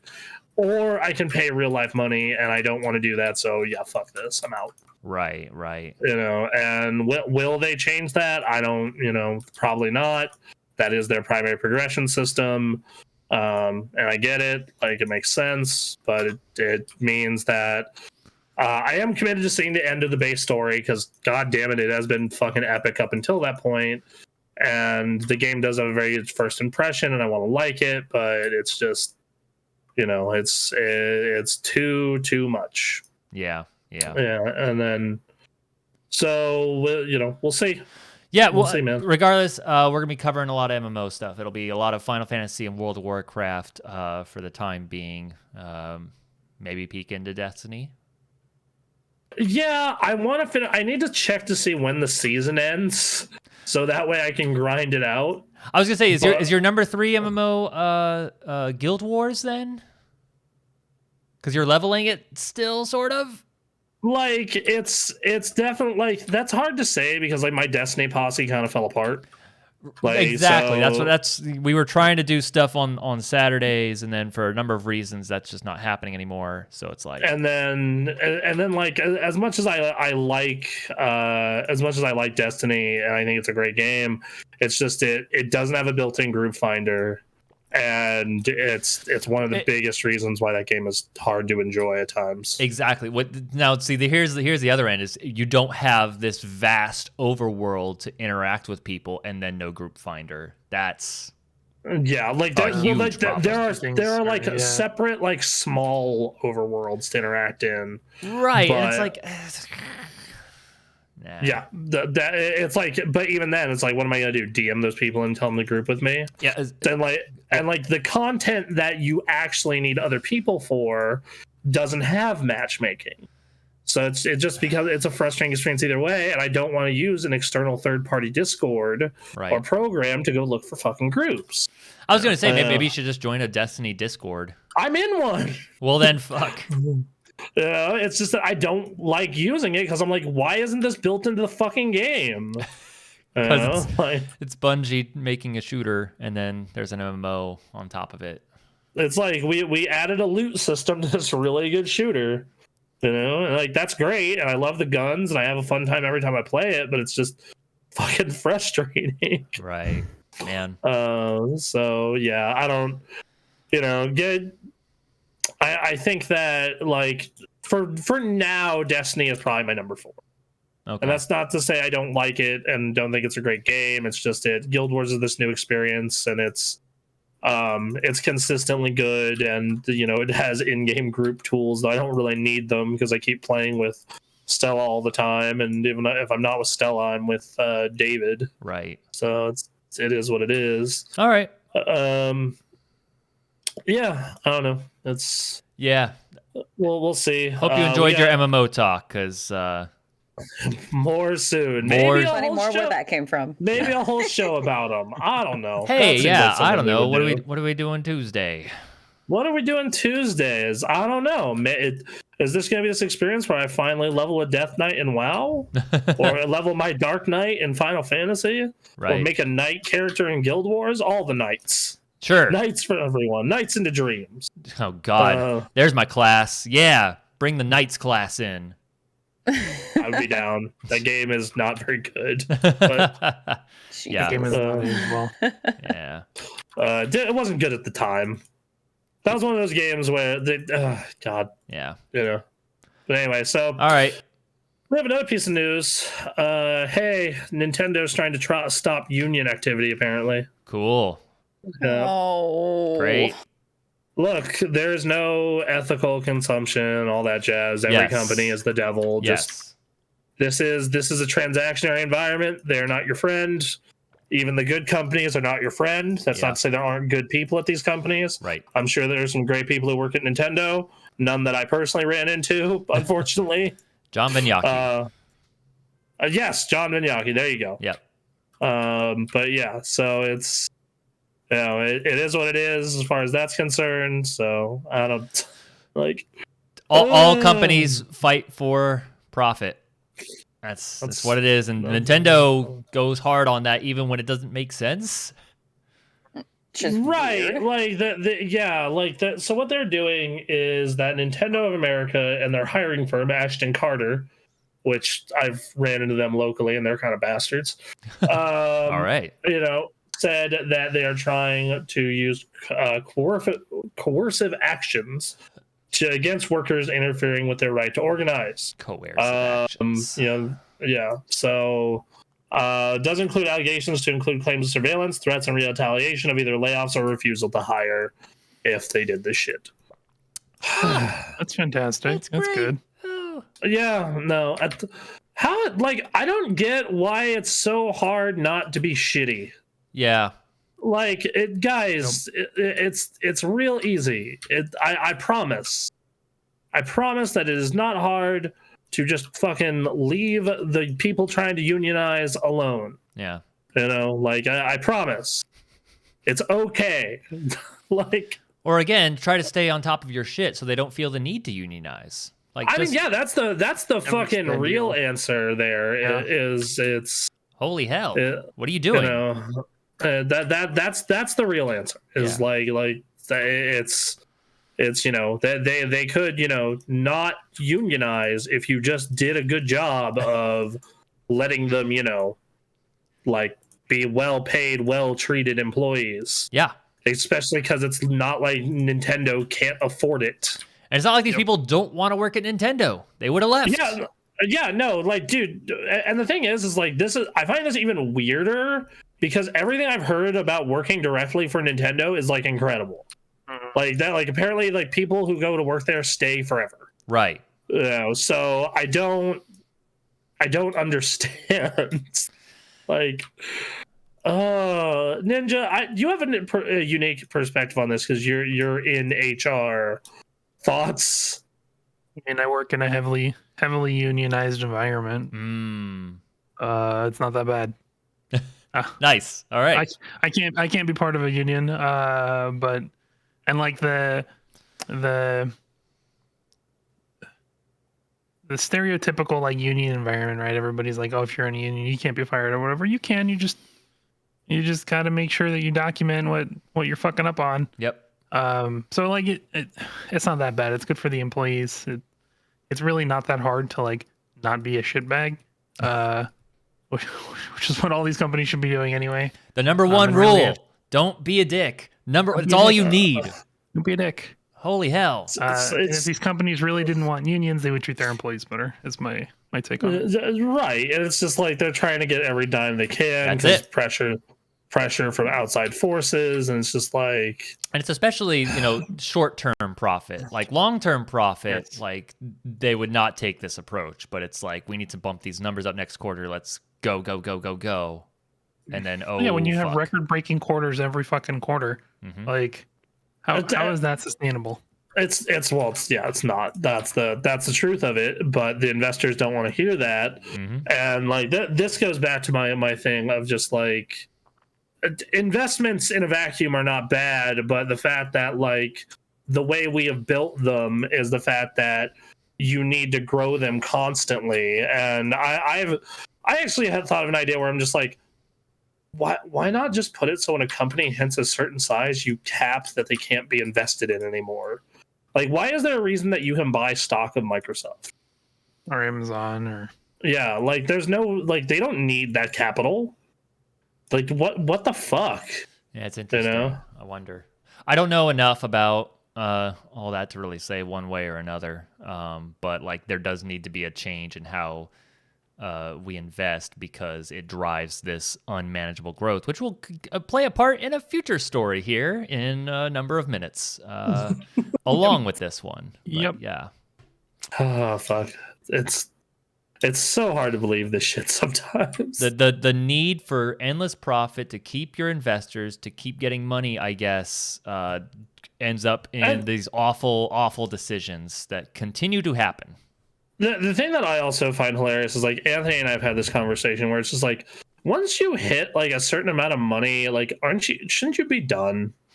Like what are you gonna like? I had this conversation like with my grandfather, who's he did very well for himself and whatnot. Just like, dude, you got a house, you can live, you can go on vacation and do almost whatever you want for it. Like what is your goal like after a certain point? And like, okay, let's say your goal is to be like, you want to own your own plane and everything, like, and you hit that point, like you're Elon Musk, like you're, whoever, and you're still going. It's like, why? Yeah, dude, you won capitalism. Yep. Like you won. Congrats, you beat it. I mean, in Elon Musk's case, it seems like he just enjoys fucking with everything, which I will admit has its appeal. Yeah, I gotta say, like, I don't like him as I don't person, like, yeah, same. But like, he brings in this level of chaos. Yes, I love the chaos. Like he brings in this level of chaos where I'm kind of here for it, right? Like you're just like, God, you're just a piece of shit. But like, and then people will like defend like his whatever he's saying like to the ends of the earth, and it's like, dude, he's shit posting to like mess with the stock market to help. Like that's what he's doing. Like, oh man, I don't know. Yeah, I get it to that extent. Like obviously you still shouldn't do it, but I understand that aspect. But yeah, your Bill Gates and your Jeff Bezoses and all that. Mark Zuckerberg seems to be like full in on this idea of the metaverse while no one still knows what the metaverse is. Well, he's on it because it makes him like beyond rich. I mean, yeah, that's the idea. I just like because the metaverse, it would basically be the lord of this new world, this new fake world that he's created. If it plays out the way he intends. Where everything, because think about it, like everything goes through him or him in some way, and nothing is free. Like it's like literally, it's like a wet dream for him. Like, oh, I've made my own little world that I can control everything in, and everything is profitable to me in some way. I'm gonna be part of the underground metaverse. Be trading in the markets, all the ripped assets from Mark Zuckerberg's metaverse, where we trading him on Tor. It's called the Underverse. The Underverse. The Underverse. This is my new WoW expansion idea. Oh lordy! God damn it. Anyway, so I don't know, man. Yeah. Stop being shitty to your workers. Like it's an old story. Hard. Yeah, it's not hard. Well, it's the bare minimum. Like, my job is like this is a sad fact. Like the two jobs I've had that were really good in my lifetime, like just treated me like a normal fucking human being and compensated me well. Mm-hmm. And I wanted to do a good job. That's it. That's all. It's not hard. It's really not. Like fuck, man. God damn it. Yep. it really is astounding. Like Yeah. and the lengths they will go to not do this is even more astounding. Yes. Yep. Yeah. Like just the shit you read, just like, and unless like, does it really like just fuck, dude, and like in the long term, like every bit of data points to like, yeah, if you treat them right, they'll do really a lot better work, and all this other stuff, but instead you want this one really good quarter so you can go report to these people and fuck. Yep. Jesus. Good stuff. Just good. Yeah. Nope. It's yep. It's like, and I've had this conversation with Andy as well. It's like no one ever just thinks of the long term. Right. It's just they just think of two next quarter. Yep. Maybe 2 or 3 quarters from now, and that's it. God. Yeah, and it's just like fucking Lord. Yeah. But hey, All right. bummer that's Nintendo this time. But it's always a bummer. We got some stuff happening. Yeah, if the NLRB is listing these allegations, it's pretty serious, and their ability to act on it is very real. We'll see if something happens with this. If we will be following it, you'll hear about it here. You'll hear it here first. Probably not. Probably not. But You'll hear our takes here first. There you go. Yeah. Probably not even then if you're watching our other gaming streams. Yes. You'll hear them all collected here first. Yes, in one convenient place. All right. So next up, we got good news. Happy Good news. Look at this. Reminds me of my childhood. Which is hey, Sega is apparently working on a new AAA Crazy Taxi and a new AAA Jet Grind Radio. That is exciting. Fucking awesome. Fucking crazy is what it is. Like that too. I mean, yes, of course, but man, first of all, the Crazy Taxi just gameplay not used very much, which is a good thing. But man, is it I have so much fun with it. It's super good. Yeah. Sorry. And not just for Crazy Taxi, but like Simpsons Road Rage. That was a great game. If you use it sparingly, that's just a fun, quick, easy time. And then, Jet Set Radio, like, oh, god damn it. We obviously have a Bomb Rush Cyberpunk coming out, which is a spiritual successor involving the original Music Man, the shit poster on Twitter. I'm forgetting his name. But I would more than welcome both of these franchises returning and in a big way. So hell fucking yeah. Yeah, absolutely. Absolutely. So yeah. All right. Well, I mean, that's not much else to say. Like, I love both those games. They're two of the best games you could ask for. And does it give a date or anything? I didn't see one. I just saw something here. I need to go back here real quick. The Bloomberg report states that Sega is looking at the Fortnite business model for both titles, aiming to develop recurring revenue sources and build online communities. Oh, you just killed the boner. Yep. Just killed the boner. Good job. Note here that Sega is on record previously as saying the Super Game Project is a place the company may experiment with NFTs, which I think the Super Game Project is different from these two. Crazy Taxi is reportedly a year into development, but it's a few years away from release, and there are 2 further unnamed games, one of them a first-person shooter under the same umbrella. Sega sees, quote, Super Game as a label, not a single project being worked on as well. Okay, so Super Game could involve all these. This is such a weird thing, but okay. Yeah, that was a weird roller coaster of emotions there, huh? Yeah, it was all in one little paragraph. Oh, here's an awesome quote. Both new games are in the early stages of creation and could still be canceled. Yay. That's cool. Yeah. Great. All right. Thanks. I mean, sure. I mean, Agent was canceled. How long was that in development?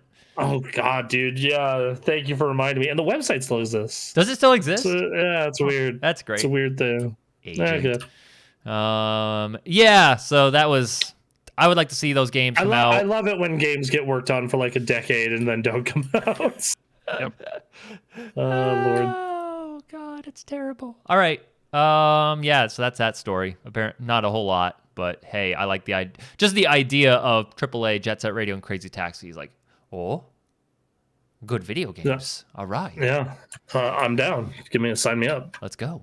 So, Crazy Taxi. If they don't have Offspring, I don't want though. That's the thing. You got to get at least some new Offspring. Yeah, like, you just have to get Offspring though. That's the point. You need the Offspring. They got for that new the Tony Hawk Pro Skater remake. They got a newer Real Big Fish song in there, and it's like, all right, great, yeah, good. Yeah, good. That's perfect. Yeah, I love the Real Big Fishes. Exactly. So sign me up. All right. No small fish here. Yep. I played the crap out of that Tony Hawk remake on my Xbox. Great. It's a good game. Good game. Real good game. All right, next up we got Tales from the Borderlands is getting a sequel. All right. But it's not the same cast or the same characters. Really? And it's supposedly coming out this year. And it's still related to Brandy Pitchford, who's a bastard. So I'm kind of not feeling it. Yeah. But getting in-house by Gearbox. Gearbox has had a weird history, man. Dude, yeah, like they were like making Half-Life expansions and shit. Like they've been, and like you've had those Borderlands games, and you've had like it's just such a weird company. They took on Duke Nukem Forever and weathered that storm.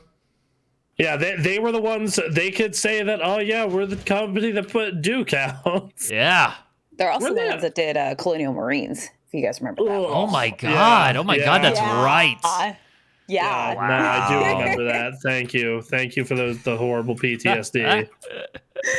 Sorry. The person who reviewed that back in the day. Thanks. Oh, man. And how absolute garbage that shit was. It's not often I gave below a 4 out of 5. Yeah. But they made that dream a reality. I like this last line. It seems 2022 is the year of Borderlands. I know some of you love that. For the rest of you, sorry. Yeah. Yeah. Were they? Yeah. I don't. Borderlands movie also supposed to be out later this year. I really like Borderlands 2 quite a bit. Borderlands was an 2. event. Borderlands 2 was, I believe, the best of the series, if I recall. Yep. Yeah, might have been. I would agree. And then Borderlands 3 came out and it was like, hey, you want more Borderlands? No, not really. Not really. Here you go. Yeah. People, yeah, like, what do you want from Borderlands up beyond Tiny Tina and like these characters? It's like the like I would love more of the Dragon Keep stuff, which is what they made this entire new thing about. Or I would like more Tales from the Borderlands, but Tales from the Borderlands 2 apparently is not doing any of the shit I liked from Tales of the Borderlands. So what if they stopped making video games and then they just did like Arcane but Borderlands? That would probably be way better. Like it sounds like that's where their talent is, and they can make some really good looking art. I mean, if we're being honest, that's on all honesty, that's where they should go. Right. Like I don't. They're just not making League of Legends money, so they can't exactly. No, they can't throw in. Yeah, and like I've only gotten 3 episodes into Arcane. It seems solid, but like it's just fuck, dude. Like, well, if you're not playing League of Legends, clearly it didn't work. No, never again, never again, never. All right. Why would I ever play that garbage ever again? Because it's got the League of Legends characters in it, right? No, I'm good. I know it has the one at least. It has Jinx. You're right. All right. It has what's his name? Tinker. It's got Silco. It's got quite a few. You could be saying any number of names, and I would believe you. It's got like Carl. It's got like James. Oh, I've been waiting for James. Yeah. Arthas is in it. It's weird. Oh. Yeah, real weird. That's a weird crossover. Yeah. Also, Barack Obama's in it? No. I mean, League was a ripoff of Dota, which was a Warcraft 3 mod. So that makes sense. Okay. Yeah, that would make sense, actually, yeah. Yeah. Okay. So Borderlands, Tiny Tina. How was that Tiny Tina game? It was received okay. It was scoring 7s and 8s on Metacritic. I mean, it was someone chose in Fantasy Critic. I think that was M. I think that was me, yeah. So it looks good. The latest DLC isn't that great. Aww. I know. All right. It's making me sad too. I've been reading reviews and I'm like, oh, god damn it. I assume the DLC score does not impact your fantasy score. I hope not. I would assume I'm not. in trouble. So Tiny Tina, it averaged a 79 on the Metacritic. All right, yeah, not bad. That's not bad at all for. For a project that a lot of people don't give a shit about anymore because of the nature of it. Right. Yeah. Doesn't help that this entire time Randy Pitchford's been a fucking giant tool. Yeah. That's not helping things. Yeah. All right. Well. Yeah. There we are. Here we are. So yeah. I'm. I don't know. I'll check it out because I'm such a big fan of the first one. Okay. But the fact that they're not doing those same characters, which is the big reason I like the first one, right? Kind of kicks in the balls. Yeah. Sure. So, all right, we have next up we have. I'm excited for this story. Yeah, let's talk about this. Speaking of MMO style games. The Avengers. Hey, remember when we played the Avengers? Remember we played a lot of the fucking Avengers. Remember how one of our only clips of this game is of the game crashing or of a character T-posing or... Or, hey, remember that one of our best quotes for the channel was us sitting in the menu talking about Star Wars? Yep. Oh, fuck. Man. Fucking Lord. Oh, so what's going on? So we're getting 2 new characters, and that's great, because more characters to this game always a big plus. Mm-hmm. The problem is the characters they chose, my response here is, what the fuck? I understand kind of on paper, why, if you're thinking from Disney's perspective. It just feels like a fucking boardroom approach is what it feels like. Well, yes. No, it's totally this thing's coming out, so we should put this out in. But then it doesn't line up. Oh my god. Okay, so let's just say the name of the characters. She-Hulk and Jane Foster Thor, so female Thor. But the problem with this though is why haven't you been doing this for all of them then? Why didn't we get Loki? Why just those 2? Why didn't we get Moon Knight? Yeah, that's the thing. We have Moon Knight out now. We have Doctor Strange coming out then. That's different play styles. We already have a Thor and a Hulk. You've already done this thing where you had a Hawkeye and then you made another Hawkeye. You have 2 Hawkeye play styles. Why? And now you're doing this again 2 more times. It's just I already have Thor. I don't need faster Thor. I mean, I would be fine with another slightly different Thor after we've expanded the roster and expanded the different play styles. You added in Spider-Man, right? For only Sony, I guess. So yeah. So even then, a large chunk of the fucking roster didn't actually happen. So fuck you, I guess. Right, and so the whole thing is we needed to be building that out. And so to be spending all this time and energy creating new characters for you to play that they can feel good are going to be similar to 2 other heroes you already have in there. And you're already this game that has this reputation. And because the game is actually good. Right. Especially now, after all those fucking updates, it's actually good. But no one gives a shit. Wow. Yep. This is probably a game that's being held up by whales, right? Oh, probably. yes. Yeah. 100%. Let's take a look at some of this stuff. Me and like the 2 skins I bought do not matter to them at all. No, no. Oh yeah, because you got like the 2. Like what skins did you get? I got because I know you got an Iron Man one. I got an Iron Man one, and then I bought one of the Hulk ones. Sure. Oh, that's fair. And I was just like, oh, all right, that's cool. It was a neat little thing to fuck around with for a while. But like, just why? Yeah. Seriously though, they have a list, a giant ass list. Oh yeah, I posted of characters that they can pull. They can pull Moon Knight. They can pull Loki. They could freaking do Blade for all I care. Okay, like, people would love Blade. Yes, exactly.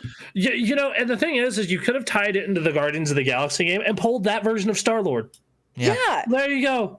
You could have an attempt to sell. You could sell more copies of that amazing fucking Guardians of the Galaxy game. You know, if you had either that Star-Lord or that entire crew in Marvel's Avengers, like, come on. Yeah, no, exactly. Like, you could have a chance to sell, like, advertise, like, oh, these characters are really funny and engaging and cool, and also they're in this other game I like. So yeah, why not? Sure. And like, didn't they make the old Daredevil show canon now? Can you you can pull in that Daredevil? They can pull Daredevil. They can pull Jessica Jones. They can pull Luke Cage. Yeah. Okay. Like, again, the list is massive. You have all this content coming out too. Is the thing? Like, you have fucking. Like, we have Moon Knight wrapping up in the next 2 weeks. We have Doctor Strange out in the next 2 weeks. We have Thor. Thor is out in 2 months. And you could have done just a different character from fucking Thor. You could have done Loki. You could have done, the Guardians of the Galaxy in that movie. You could have done them. You could have fucking done, fucking Rock Dude. What's his name? Korg. Piss off Ghost Man. Yeah. Like, you could have done a lot of fucking cool characters. But instead, you could have done Valkyrie. There you go. That would have been a good one. That's a really good one. Like, I would love to kick some ass as Valkyrie. Like, without question. And like, oh my god, it's just so frustrating. It's so unbelievably frustrating that like, not only are they making a mistake like this, they're making it a second time. Right. Because we had, they put out Kate Bishop, and it's like, oh, that's weird they're not doing regular Hawkeye, but whatever. 3 months later, who are we getting? Hawkeye. And they play different enough, but like, it's still somewhat similar. It's still bow and arrow guy, just different flavor of bow and arrow guy. Mm-hmm. Moon Knight would be very different. Star-Lord or Doctor Strange would be very, very different. And the thing is okay, maybe it's just that these were easy to do because their kits are so similar. I mean, yes. But that's a lame reason. Yeah, no, exactly. Especially because you have Marvel money, right? Like it's not like you're short on cash. You're fucking Square Enix and Marvel. They did go. They did implement Spider-Man. They have implemented Black Panther. They've done different stuff. You can do it. Yeah, absolutely, you can. And it's beyond frustrating, man. Well, so yeah. I want to like this game so much. Oh, I know you do, Bronson. I'm such a fucking Marvel geek these days. Like, I used to, and I was DC geek back in the day. And like, this is such a cool, fun idea. And they're just like, nah, we're going to do everything the stupidest possible way we can. Right. So, I mean, maybe one day in the coming weeks, we should take a look inside and see what's going on right now. Yeah, we did miss that Black Panther storyline. Well, yeah, we haven't. There's a number of like story bits that we haven't gotten to, and like the story is like the best part of that game. So yeah, like we just gone through. We can make it part of that Marvel show we do. There you go. Yeah, exactly. We'll do the Marvel show, and then we'll just be playing Marvel's Avengers. Yeah, that would be bad. Speaking of monumentally stupid decisions. Oh boy! All right, we're going right to that. All right, here we go. Let's hear it. Oh, okay. So apparently the fine folks at Netflix they tanked their stock this week by saying they lost 200,000 subs, and that they're trying to implement password sharing. And to try and save face with this, they said, look, we understand that's disappointing to investors, but we'll have this done within the year, and we're already testing it in select markets, not the United States currently. But I'm just like, and like what they're testing out is like, yeah, if you want a password share, you have to pay more, and it's just like, I'm just like, it's fucking the same thing. It's the same shit. Yep. I'm just, please, I really hope, what I hope for is none of their competitors follow suit and just everyone tells them to go fuck themselves. That'd be cool. That's what I'm hoping. That's what I'm hoping for. Because Disney makes enough money off other bullshit, it doesn't matter. Right. HBO has cable contracts, Hulu's part of Disney. So like the only real person here who's hurting themselves by doing this is Netflix. And like it's so ironic because Netflix used to be there like, oh man, I'm gonna pay like $12 a month and get all this stuff, and I don't need cable anymore. And sounds like good. And yeah, and they ended up putting all this original programming on it, and it was great. And then they decided to stop doing that, I guess. Hike up the price. It's what we were talking about. Crackdown on password sharing, which they're currently doing, I believe, in Latin and South America and East Europe. I could be wrong.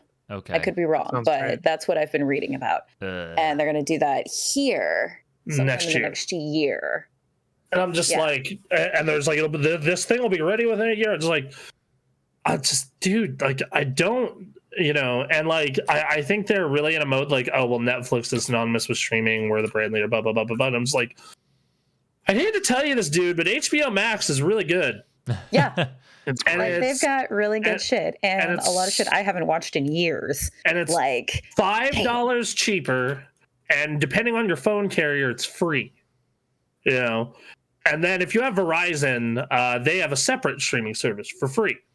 And like that, just you can like this. Just seems like they're blockbustering themselves. Yep. Like that's what it really feels like. And sad, unfortunate truth of it all. And I don't know what, how or what you would do. So I don't. It's what we talked about. What happens when you pursue profit quarter after quarter after quarter? What happens when that doesn't go anymore? They think to the very next quarter. What would get us a big boost right in the next quarter?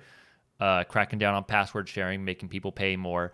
Now, will that lead to subscription losses in the long term that eventually wipe out these profits? Probably. Yes. No one's thinking about that right now. It's about the next quarter. Canceled my sub yesterday. I let mine run out about a week ago.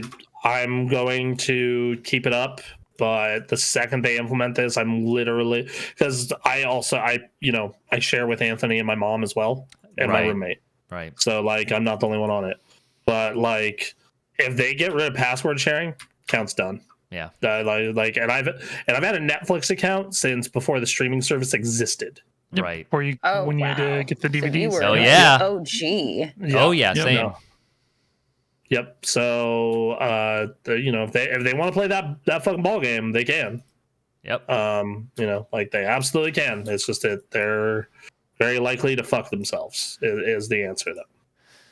And they've been having issues like keeping shows going. They've been losing content because everyone else started a streaming service in response to them. Stranger Things is having a time in the press. Like House of Cards had the whole Kevin Spacey thing. Yeah. BoJack is over. Yep. I found out one of my favorite shows got canceled this last year. I was like, cool. What? Suck. Like I can't. Right. Like I love stand up, and they have a lot of stand up on there, and that's great. They have a lot of good stand up. Yeah, like they have like 3 or 4 of my favorite acts exclusive to their service. Yeah, but that's not enough to keep me. Yeah. I'm not opposed to saving $20 a month. Right. So not in the slightest. Absolutely. Especially because I'm paying 2 MMO subs right now. Yeah. So. Might be a little helpful. So yeah, having that extra $20 in my pocket wouldn't hurt. And it's this thing where it's just like, well, what do I watch on there? It's like Better Call Saul. It's like, okay, why don't you just cut out the middleman and fucking just get the AMC streaming shit? Right. You know, cut out the fucking middleman. There you go. Yeah. You know, and then once Better Call Saul's over, cancel your sub. Right. You know, Disney Plus, like every 2 months has a show I want to watch, and I go through that. Like, I'd be better off spending that money on fucking Crunchyroll, in all honesty. Yeah, right. Like that's that you know, and that's another part of it. It's just like, yeah, I don't know why this is like this is the solution, and I don't know what the fuck they're doing to where they have to be just so much goddamn more expensive than their competitors. Like, you know, they're 25% more expensive than their nearest competitor, and they're 4 times more expensive than their cheapest competitor, which is Apple. Because Apple is $5 Right. So, yeah, I don't know, man.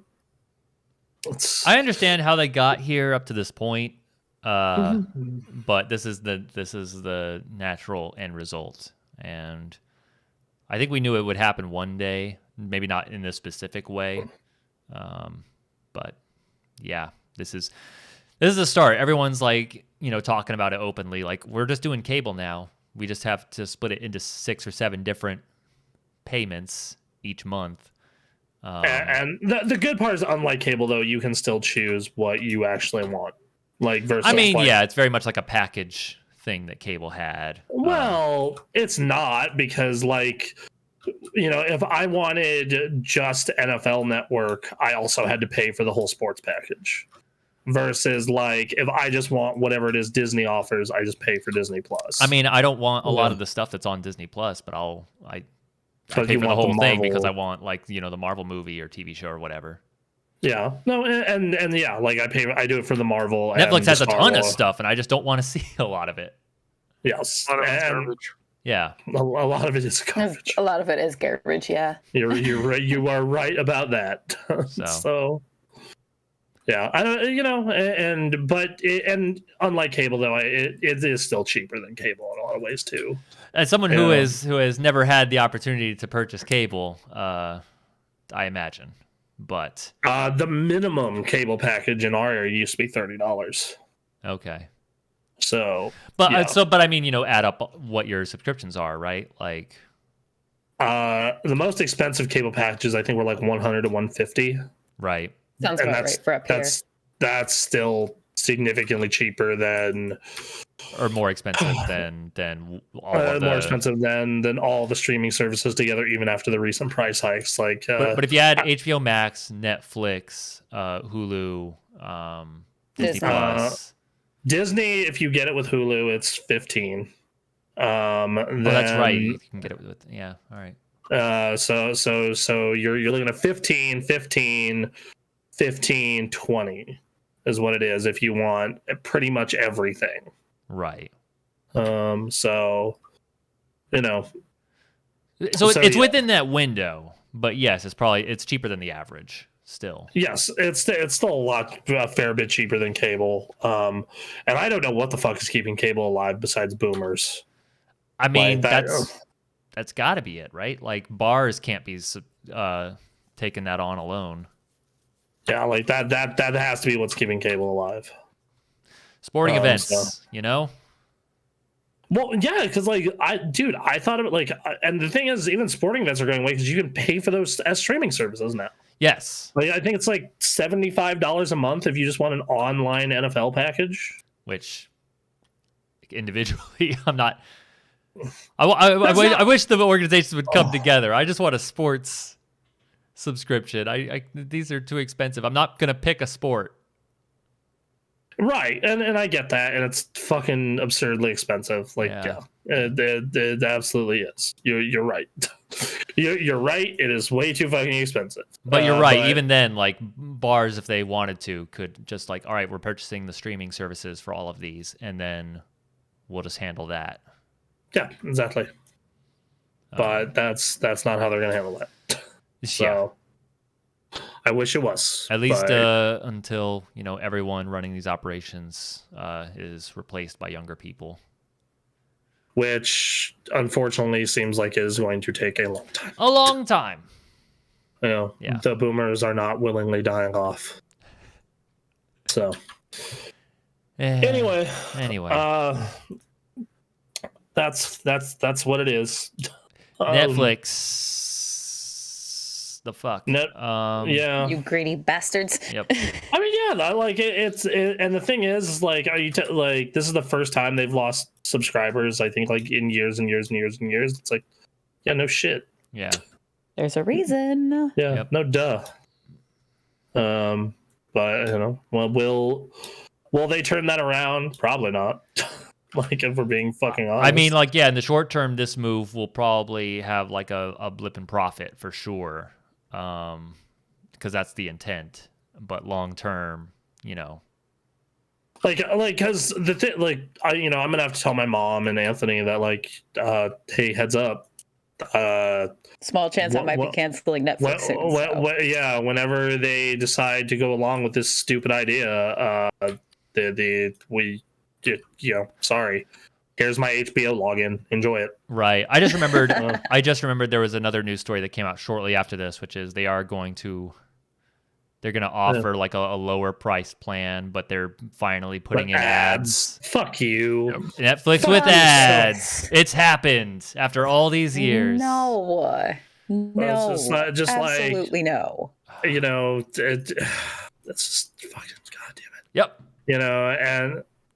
And especially because, like, you think you pay $15 a month for Amazon Prime, but you also get all the shit that comes with Prime Video. Right. Yeah. Like, it's just so much. It's really like, what the fuck are they doing where they need to do, like, cut this password sharing along with this? Is my question.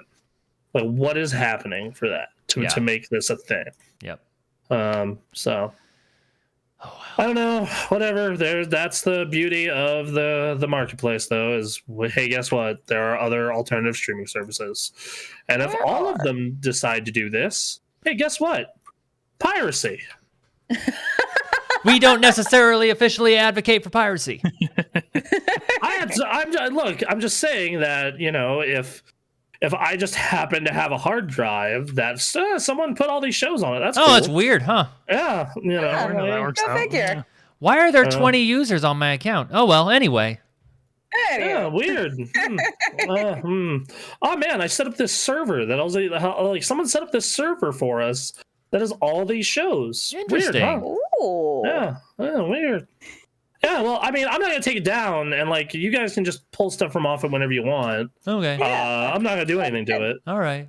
This guy shows up to your house with a box, and weird, it has like all these shows on it. Well, I'm not gonna do anything about it. I'm gonna leave it there though, just for convenience sake. Whatever. I might not use it, but whatever. Like, it's just we really are going back to that golden age of piracy, though. Yep. Where you had to it's going to take a little while to really sink in, but yes. Yeah, and I'm gonna love and I'm just gonna love whatever bullshit excuse they come up for oh yeah, for it not being a thing, like for that, it wasn't our fault. Like, yes, it was. You were making money hand over fist. Mm-hmm. Fucking everything was good. You should have just collected your money for eternity and raised with inflation, but you chose to not go that route. Yep. So fuck you very much. Is my yep. All right. Hey, let's go from one depressing story to another. Okay, go on. Lead up. Streets of Rage. Oh right, no, we got two other movies, movie bits of news. I forgot about that. My bad. Okay, no, those are okay. Those are okay movies to talk about. Yeah. Hey, guess what? Spider-Verse. Once again, I get screwed, as is tradition. I swear to God, if a movie that is supposed to be good is supposed to come out near my birthday, it isn't happening. Expect it to be delayed. Okay, man. I'm just gonna cut out the middleman for you and just let you know. It just this was True, a perfect every time though. Every time. Doesn't matter what it is. Doesn't it is cruel and it's awful, but it happens every time. I was so excited. Oh man, Spider-Verse coming out on or like the week before my birthday. Perfect. You can watch it on Premiere and then go watch it on my birthday. Have a great time. Nah, fuck me very much. Spider-Verse 2 delayed until June of next year. All right. And Spider-Verse Part 2, Spider-Verse 2 Part 2, it's a two-parter, is delayed until March, I believe it is. March 29th, 2024. Of 24. So that's a bummer. Spider-Verse is one of the best goddamn animated movies ever made. It's real shitty that we once again have to wait. Yeah. But it is what it is. And it's from October 7th to June 2nd. So unless it's like a movie release timing thing, like they got some work. They said, all right, we need to take the time to make this what it needs to be. Exactly. Like, okay, wow. Going on. Yeah. Goddamn. Well, Bronson, at least you get on October 14th, you get the Korean War movie Devotion. Oh, goody. So there you go. Oh, goody. I'm so excited to watch this movie. All right. Well, so that's our news, other than we got some two little bits of movie news. Game movie news. Which I'm going to pull up here on my computer when I find it. So tell me about this, because I think, Bronson, you were the one that linked this. There's a Streets of Rage movie? I didn't link this. Or is it me? Did I link it? That was you. I just grabbed it and just like, all right. There's a Streets of Rage movie happening. Made by the Sonic people, I guess. Yeah. That's pretty fucking weird. I'm not entirely surprised, though. Interesting choice. I mean, Sonic was so great. Why wouldn't you? For a multitude of reasons. Fucking God. For a lot of reasons you wouldn't. Yeah. Sonic 2 did very incredibly well at the box office, so naturally, and yeah, I guess I wonder who's writing it, and I don't care about Streets of Rage as much as I do Sonic, so like I don't know, go for it. I like Streets of Rage 4. I like Streets of Rage 2. They're fine games. Oh wait, hang on. Let me open this up. The title of this says John Wick creator turning Sega's Streets of Rage into a movie. With the Sonic the Hedgehog producer in charge of the adaptation. Be okay. Could be. I mean, okay, so it's a movie about a bunch of gangs in the street fighting. I mean, if you do it right, okay. Could be good. You can have some fun with it. Don't Street Fighter the movie it, and you should be okay. No, you very much want to do that. Please give me my garbage. For me, it was a Tuesday. God damn it. It's gonna be them going on a road trip and be like, "Why are you moving to San Francisco?" Fucking. Can't stand those movies. Anyway, that's happening. Production company DJ2 Entertainment, who is responsible for producing the Sonic movies, is doing a number of live-action adaptations, including projects based on Disco Elysium, Life is Strange, and the other news story I linked, which is It Takes Two. Disco Elysium could be a really fucking depressing movie. Yeah. I'm not sure if anyone besides me played that shit. But I've seen my clips. character fucking hung himself in the first hour.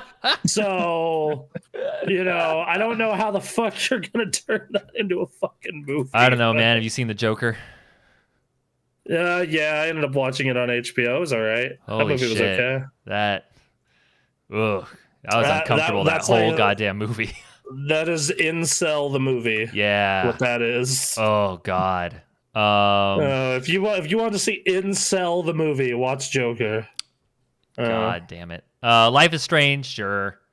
Life is Strange and It Takes Two, I can see being. As long as they keep the book. The book. Well, yes, the book is integral. Like they have to keep the book, or I do not give a shit. What was the line? Like, this is harassment. No, it's therapy. It was something like that. It was something really, really dumb. Yeah, it was something fucking ridiculous. It was, yeah, just it's like, oh god damn it, not you, please. This sadistic book. Also, executive producer of the It Takes Two movie, Dwayne "The Rock" Johnson. Yeah, the true best part of it. Because sure, and that will air on Amazon Prime. Okay, sure. Amazon Prime needs more content. Like, there's only like 2 shows I give a shit about on there, and one just keeps getting delayed over and over again. Oh, cool. So, yeah, all right. Like, Invincible was great. I loved it. Mm-hmm. And then they're like, we're going to keep delaying it for all eternity. Right. And then as much as I really enjoy The Boys, it's supposedly the last season soon. So, Which good, let projects run for as long as they need to and then end them. That's a good thing. That is a good thing. I will agree with that. It's actually one of my favorite things about anime is like people tell me to catch up on these anime and I get overwhelmed because I think everything's like Dragon Ball or One Piece. And then you find out it's 12 episodes and you're like, fuck yeah. Fuck yeah. And then I find out that I still don't have enough time. Like when you told me you were watching JoJo, I'm like, JoJo's fucking long. JoJo's long, and I'm still stuck at the beginning of part 4. Yeah, I need to. Yeah. I'm trying to knock out the smaller ones. One Punch Man, I'm trying to work through very slowly right now because that just seems very much my vibe. I know that supposedly Stella and I are going to start Konosuba soon. Oh. Because pair of MMO junkies. So yeah. And then you have I really enjoyed Recovery of an MMO Junkie. That was good. Nice. That was a good one. You're gonna watch Sword Art Online? People have opinions about Sword Art Online. It's bad. That's the opinion. The first season, you know what? You're right. The first season is great. Okay. It's just all downhill from there. Like there's some fast. Yeah. I liked some of the stuff in Gun Gale, to be fair. Like that season had some cool shit in it, but you're right. Like it is mostly like pretty rough. I don't know, man. Sword Art is. I don't want to say it's good because it's not. Right. But it has moments that I really enjoy. Sure. Yeah. There's that Shield Hero anime that I'm interested in. That was popular for a bit. What was that? There was another one. Heroes all right. What was the name of it? The subtitle of it is Love is War. That was a pretty funny one. The fucking narrator in it has me laughing my ass off every time I watch it. Stella showed me that one. Kaguya-sama? Yes, that would be it. Yeah, that would be it. Love is War. Yep. So there's a lot of good anime out now. There's tons and tons of good anime. My Twitter feed is full of Spy X Family.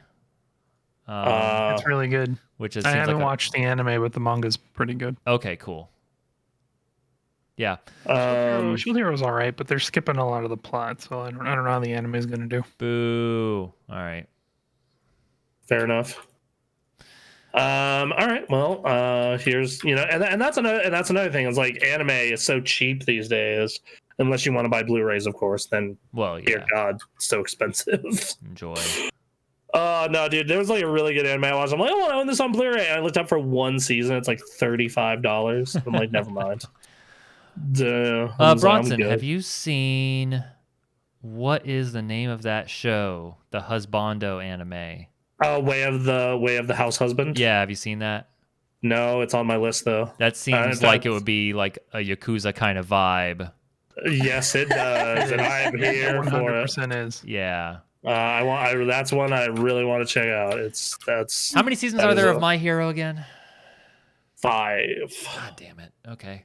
It is a shonen, boy. No, that's good. Which shonen's my kind of thing, but that's the one thing about shonen. Just like they're long, but like the thing is though, dude, is like My Hero was so good that I burned through all the first 4 seasons that were available when I started it in a week. Right. So yeah, if you just want to take a week off from streaming and just burn through a show. That's the every one. single night. It is a real good one to do that. All right. Yeah. I love. He may be a little crybaby at first, but I end up loving Deku so much. Or sorry, Deku. Look, Alphino is my little brother. I know. It's all right. You can love him. You can love those. You can love those little babies. I don't love Alphino though, because he, unlike Deku, he doesn't fucking become a grown up. He'll get there. One of these days, he can't be 15 forever. Or, I don't know, maybe he will 16. Yeah, he'll be 16 next expansion. Like, fuck. But because it's anime, he'll be like 7 feet tall. Yep. As a 13-year-old. Yep. Well, Jesse, you've seen My Hero. Who was your guy, your favorite out of the students? Jeez. I just searched husbando anime just to see if it would pull up the anime, and the first picture is that one red and white haired guy. From My Hero. Shoto, is that his name? Shoto? Shota? No, red and white. What? The icy hot. My Hero fans, right here, everyone. Fuck, I'm forgetting his name. God damn it. That just. I have trouble. Endeavor's kid. He's Endeavor's kid. Yeah, that's how I know him. He is Endeavor's kid. All right. That's how he's going to be known for the rest of the show. I don't know who my favorite is. I really liked My Hero Academia, and then it got to this arc where I just focused on the villains, and I couldn't give a fuck. That's the last arc where they do. But like, I thought they did a good job with that. Like, I don't think it's as good as the stuff they do for the heroes. But like, I really enjoy that last. That last arc. It's called the My Villain Academia arc. I do really like Dabi, although he's not a student. And there's a scene or like a plot point in the show that they ripped straight from another anime that was made back in like the 80s, and that kind of rubbed me the wrong way. But they're doing it in kind of a cool way, and I don't want to like get into it without spoiling like what that plot point is. Okay. I don't know. Deku really is like the only character that I care about at all, as far as the students go. I like Deku and Bakugo quite a bit. Bakugo I didn't like at first because he's just such a dick in those first 2 arcs. But then he really grows. He grows up a bit. Now it's gonna bother me. You fucking character's name. I can't pull it up. I don't know. Hold on, I got it. Shoto. Todoroki. You got it right. All right. There we go. Right. There we go. Got it. I love that you said it out loud, but it still didn't click. Shoto Todoroki. There we go. Damn. It's probably because Bronson was thinking of Ryu or something. Yes. Hadouken. God, exactly. Oh man, yeah. I don't know. Anime. I like it. Yeah, no, he is also a good character. That's actually like Ray's favorite character is Shoto. He's a really good character. Yeah, like, you know, like his whole arc is really interesting, especially once you get to that villain arc. And same with Bakugo. It's just that I like Deku just because he's so like he's just such a fucking like progress story. Like he works just so fucking hard. Yeah. You know? Yeah. And he actually improves, unlike Alphino, who just perpetually will suck forever. Trying to think of ways he improved. Alphino? Yeah. Good luck. I'm working on it. I fucking hate this character so much. He learned that sword did not cost as much as he paid for it. Like it's just and it's the thing is like the game sets you with him all the time at first. Yeah. And it's just like, and then like you get to work with Alize and Stormblood. It's like, oh, you're so much better than your brother. Yes. Alize, yeah, 100% agreed. And it's just like, why are you so good and your brother sucks so bad? Like it's literally that situation. Yeah. I love them both very much, but for their own reasons. No, I remember like I liked my favorite Scions. Like my favorite scions ended up being Alizé, Istola, and Estinian. That's not a bad group. Yep. Problem is, none of those are healers. What group do you go in? How do you group yourself if you were to? Because I know you don't. But if you were to go into a dungeon, you use the NPC characters. Who's your healer, your DPS, or whatever's filling up around you. Because you're mage, so you're range DPS. I'm range DPS or tank. So you got yes. Okay, so let's say you're range DPS because you're big on black mage. So you got a tank, you have another DPS, and you have a healer. Who are you picking? All right. So what's Estinian? He's melee DPS, I imagine. Yes. Yeah, he's a dragon. So he's my melee DPS. All right, and then who are my tank options? It's Thancred and Graha. Okay, then I'm choosing Thancred. Okay. And then who are my healer options? Your healer options are Urianger. Yeah, Urianger and the guy who you're not going to pick. So yeah, exactly. The guy I'm not gonna pick because Alphino became a sage. Then it looks like I'm speaking Yield. I'm taking Yield the healer with me. Hell yeah. Urianger's great. Urianger's my healer. Yeah, for sure. So it's Urianger, Estinian, and Thancred. That's your team. Okay. Yep. That's the boys. That's a good group. I was doing the 6.1 story, and it's like Estinian's like, I want to go on a treasure hunt. Who you want to bring? It's like Thancred and Urianger. Hell yeah. Let's get the boys together to hunt for some fucking treasure. Oh Lordy. God damn. Yeah, no, I like him a lot. If I can choose anyone, then I'm choosing Istola, Estinian, and Alizé. Right, but yeah, then you gotta convince one of them to tank and one of them to heal. Alizé would heal because she's already a red mage. And then you got I would have to tank. Yeah, you would have to tank in that case. Yeah, which that's fine. Yeah. We got off the rails, man. Holy shit. We did. I apologize.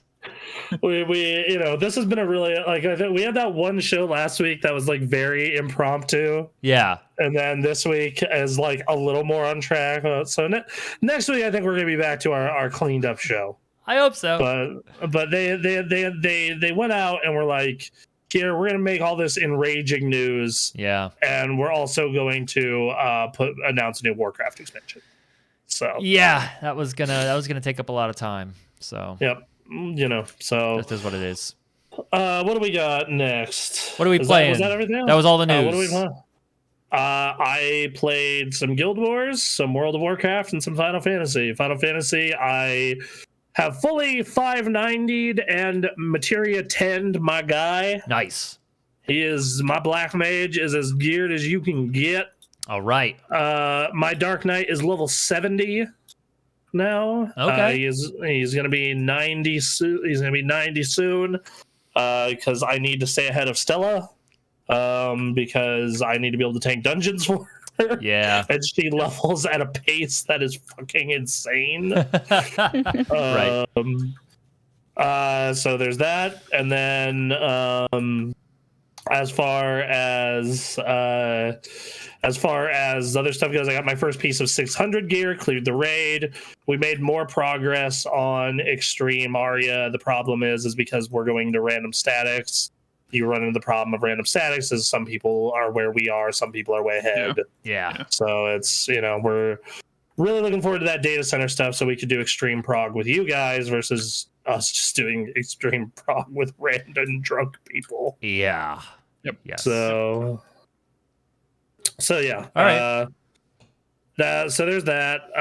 Otherwise, it's slow goings for most other things in that game. I really enjoy the gearing because it reminds me of like the peak of Wrath of the Lich King, where it's really easy to get geared and really good gear for a raid, but to have your best in slot, you really got to do some real work. Which, yeah, that's how it should be. Mm-hmm. I did the math, and unless I get into Savage soon, which I probably won't because I'm trying to shop Anthony and I around for a Tuesday night static. Okay. And we're just not finding one. Yeah. I'm trying to stop Anthony around and I for a Tuesday night static, and the the thing for that is so like I've done the math. Like it'll take me roughly 8-ish weeks to have a full 600 set at the rate I'm going. Wow. Okay. So, yeah, it's gonna be a hot minute. Yeah. And obviously this could speed up if I do, once again, get drop into Savage. Sure. So we'll see how that goes. Let's see what else. As for Guild Wars, just more leveling. I get more acquainted with the class, the characters, etc.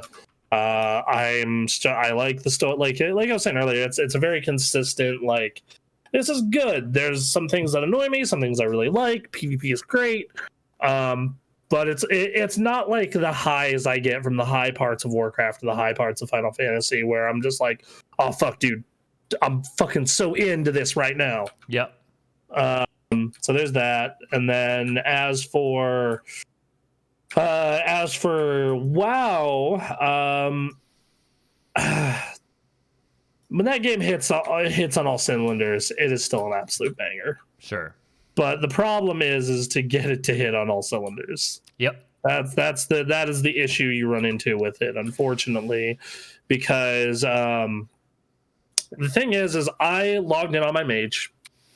And then I was like, hey, I'm not feeling this. I want to come back to my warrior for a bit. And I was like, oh, what would it take to get my warrior caught up to go into Mythic Plus and Raid? And I was like, okay, I'd have to farm heroics. That wouldn't be bad. But then I'd have to farm Torghast to get my legendary up to snuff. Mm-hmm.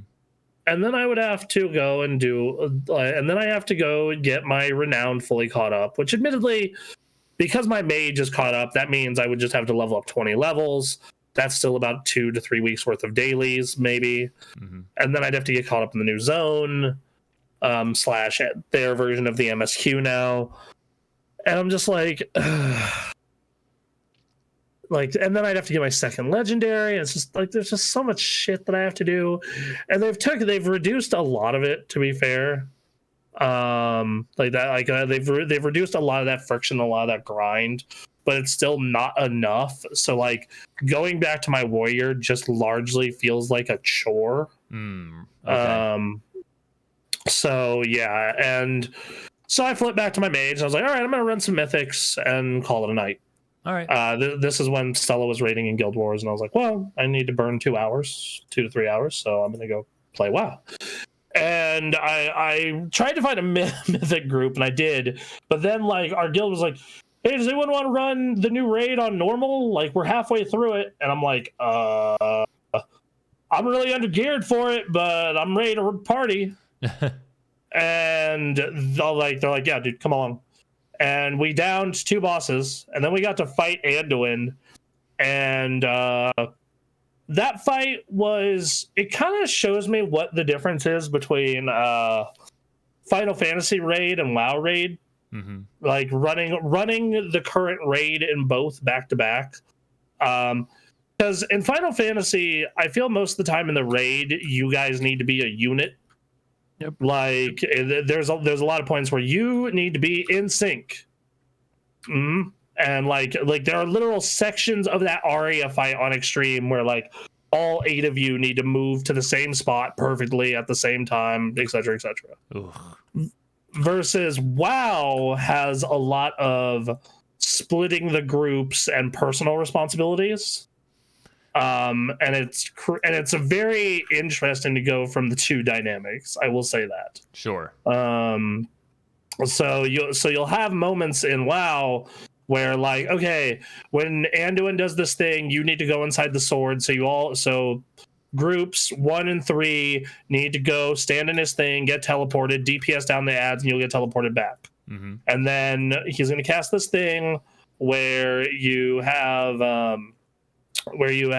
half of you are going to get a gold circle on you, half of you are going to get a purple circle. All the gold people need to run to the purple circle to cleanse them. And just like stuff like that, where it's a lot of individual responsibility, and if one person fucks up, it fucks the whole raid.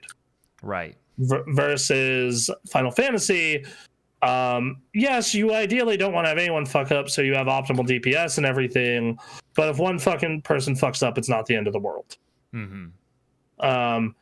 and it creates a very like satisfying experience when you do it right, but very frustrating experience if you fuck it up. Yeah.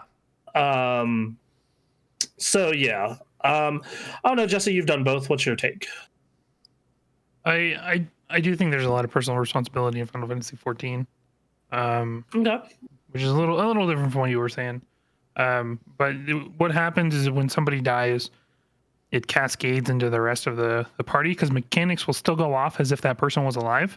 So unlike X Aria, for example, there are a lot of mechanics that are based on your character. There's one instance where 4 people have to split up from the group and another 4 people have to stay in the center of the arena. And if somebody dies, their body will still get hit with those mechanics. So they may have to move out, but they're dead, so they can't move out, which then wipes the raid. Okay. So there's a lot of stuff like that, both in the Savage fights and in the X fights. I haven't seen a lot of it in the 2 EXs I have not. Which there isn't a whole lot of it in like the Heidelin fight, and there isn't a whole lot of it in the Zodiark fight. But in the Arya I haven't fight, done Zodiark. I've done Heidelin and I've done Arya. There is stuff like that in the Arya fight, and then in the Savage fights too. So like in the second Asphodelos boss fight, there's a mechanic where everybody gets arrows, and you have to split up across the arena, and then you crash into each other. Well, if one of you is dead, somebody's not gonna. The person will still get an arrow, but they won't have a partner, so they're going to shoot off and die. Yeah, but but on the other side of that, though, like you have just infinite battle reses. Like yeah, that's true. But the more people die, or the more time people spend dead, the quicker you're going to hit that enrage timer. Well, yeah, because but it's not like what we experienced on Anduin, where like 2 people dropped and. Like, well, we only have 1 B-res, so good job, idiot. You do have infinite battle reses, and the trick in Final Fantasy is balancing your battle reses with your healing, because the time that you're spending battle resing is time you're either not DPSing or not healing. Right. That I definitely agree with. Yeah. So, the biggest difference to me in Final Fantasy raids and WoW raids are WoW raids aren't these like 10 to 12 minute long encounters with one boss. In Final Fantasy, you're in 10 to 12 minute long encounters with a single boss. Sometimes there are ads, sometimes there aren't. And WoW, most of the time there are ads, or there's different mechanics that are shifting. Whereas in Final Fantasy, it shows you a few mechanics and it combines mechanics, and it shows you a few mechanics and then it combines mechanics. Whereas I don't think it's present to that same extent in WoW. No, WoW just shows you the mechanic once. Like there are very few fights like that. Like the Lich King fight is like that, where it combines mechanics. Yeah. As an example, but there's not many that come to mind. Like it's very much like, okay, here's a thing, here's an even crazier thing.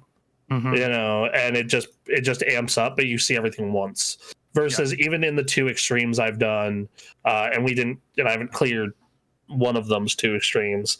It's very much like, okay, you did the planet smashing and the planet thing. Now we're gonna do 2 of those, and you need to remember they were. Now we're gonna do 2 of those with this clock thing. You know, like and it's very. It's very intense at times, and I do feel that WoW does have a couple of those that come to mind, especially more recently. And a lot of the WoW community has found those frustrating as fuck. They are very frustrating sometimes. So yeah, like I think they're very, and the other big thing is I personally find WoW's combat more satisfying because of the shorter GCD. In fact, I was that conversation with Stella. We finally made Reapers this weekend, right? Right. We both made our Reapers, and she's like, "It's gonna be really cool when that's like you have all the off GCD abilities for Reaper and whatnot, because it's kind of lame that you hit a button, have to wait 2.5 seconds to hit your next button." Right. Sure. So, yeah, even even my samurai, I'm playing the quote unquote slow samurai, which has a 2.14 second GCD. But in between almost every ability, you're weaving in and off GCD ability. Right, and I've heard Reaper isn't like that. I've heard Reaper isn't like that though. So and Parker has complained to me about that too. Like he was watching me and he was complaining about the GCD, and I'm just like, well, I'm playing a class that I don't really need to worry about it because all my tasks are longer than the GCD. Right. So it's kind of not really a problem for me. But like finally getting to try Reaper, I'm like, this does not feel good. The way these combos work. It's my biggest complaint about Final Fantasy is that of the 4 or 5 classes I've tried so far, none of them feel good until they get to the max level. Like until you get to 70, 80, or 90. Well, like Reaper starts at 70, and like it looks cool. Like it looks amazing, but it may look amazing, but it also like I'm just like, okay, 1, 2.5 seconds later, 2, 2.5 seconds later, 3, 2.5 seconds later, 9, and like it's just versus WoW with my Death Knight where it's 3, 3, 3, 2, 3, 3, 3, 2. Like it's just this very snap, and like you have Guild Wars, which doesn't even have a fucking GCD. It's just an action game. It plays like a fucking action game. Yep. To me, it feels like if we're putting it in terms of like speed, WoW feels more like Mortal Kombat, where you're just like fucking hitting all of your combo buttons, and then your combo comes out, and it doesn't matter how long it is. There's no timing. You're just mashing those buttons. And WoW feels more like Street Fighter, Final Fantasy feels more like Street Fighter, where there's a rhythm to your button inputs.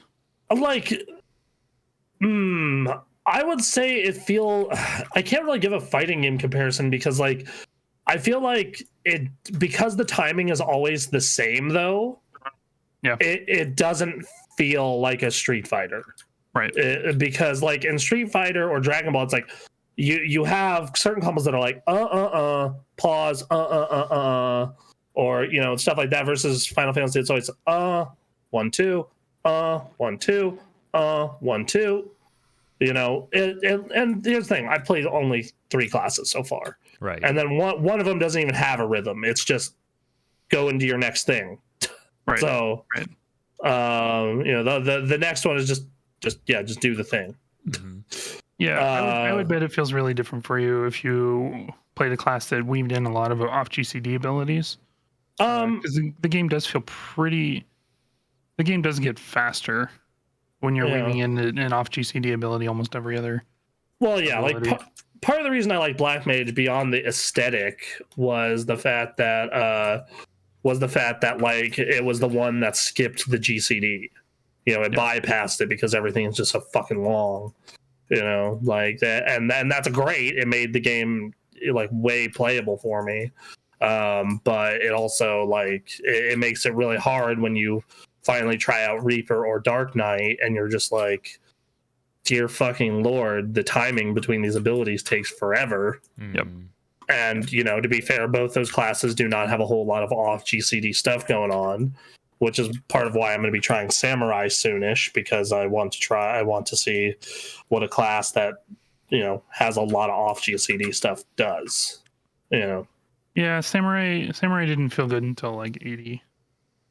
It didn't feel good again until 90. Black Mage does not feel good until 70, and it doesn't feel like it's a finished class until level 86. Yeah. So yeah, no, because like I've been telling like Anthony, I remember Anthony was telling me like this rotation's so easy, and I'm like, yeah, you have fun with that while it lasts. Yep. Because Black Mage, like your first 70 levels are a fucking nightmare. Like they're just absolutely fucking horrible. So take that how you will. Yeah. So I don't know. And then like Guild Wars I find the most interesting because it's like you literally have like a Dark Souls style dodge roll with stamina or Elden Ring, and on top of having like a dodge roll, you also have a not only do you have like a dodge roll, which that in its own is fucking awesome, you have no GCD at all. You just can you just can let your abilities go the second that their cooldown's up. Doesn't matter if it's doesn't matter what it is. So it's kind of awesome. Yeah. Okay. Well, and then I want to hop back into Horizon. If you will it, enough, eventually your PlayStation's just on, and then you're like, oh, I guess we're doing this. Yeah. Like, what's gonna have to happen is I have to have an excuse to turn on my PlayStation, and then I'll just be like, well, it's on. I might as well. Yeah. Yep. And I finally am getting the urge to give Elden Ring a shot. Okay, sure. Yeah, apparently more people have finished it and platinumed it than any other Soulsborne game. Really? Sure, I believe that. Yeah, because they did a lot of stuff to make it so new people could actually get through it. Yeah, if they have the time. Versus, Bloodborne, which just mugs you and says, oh, you get good. Right. Like, I love Bloodborne. It's the one that got me into the series, but you get to the end of that, because what happens is you get to the end of that fucking street and you fight that first boss, and until you can beat that first boss, you can't level. You can't fucking open up the world anymore. It is you versus this first boss. And I cheesed it. I farmed 20 Molotovs and stayed away from it and just kept throwing Molotovs at it. That's a way to be. I haven't found the first boss. I have attempted this game multiple times. I've never even found this first boss. My entire experience with Bloodborne is this first area. That's a real bummer. It's a real bummer of a game in my mind because, like, all right, I'll trust you guys when you say it's like the greatest video game, whatever. But holy shit. It's a game that I really love and like, but I understand that, like, until you have that click moment with those games, that moment where, like, you understand how their combat works, the way that bosses function, they're going to just seem fucking impossible. And Bloodborne was the one where it happened to me. I know a lot of people as Dark Souls. I know Joe was the first one with Demon Souls. I like Demon Souls a lot, but it didn't click in the same way. So, yeah. I think we all played 14. Aaron, what'd you do in 14? Oh, I just been leveling. What you leveling? Got my monk to 44. I'm trying to do this thing where I'm very indecisive. There are all these jobs and I want to play them all.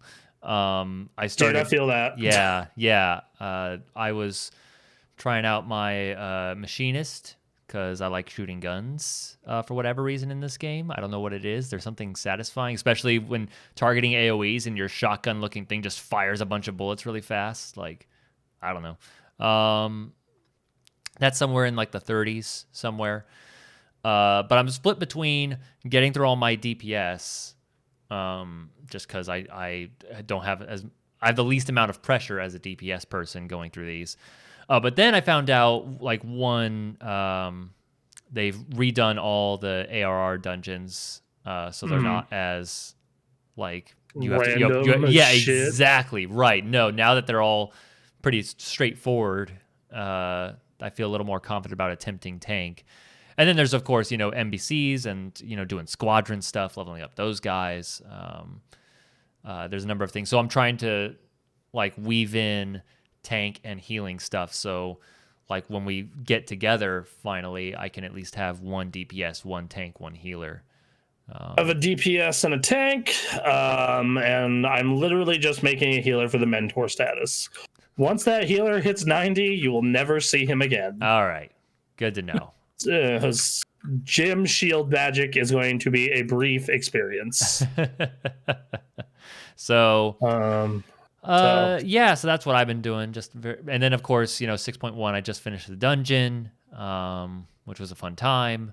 I love the writing still. It continues to be fun and ridiculous. Like, Y'shtola is just, like, asleep, and so you and Graha just, like, sit down and wait.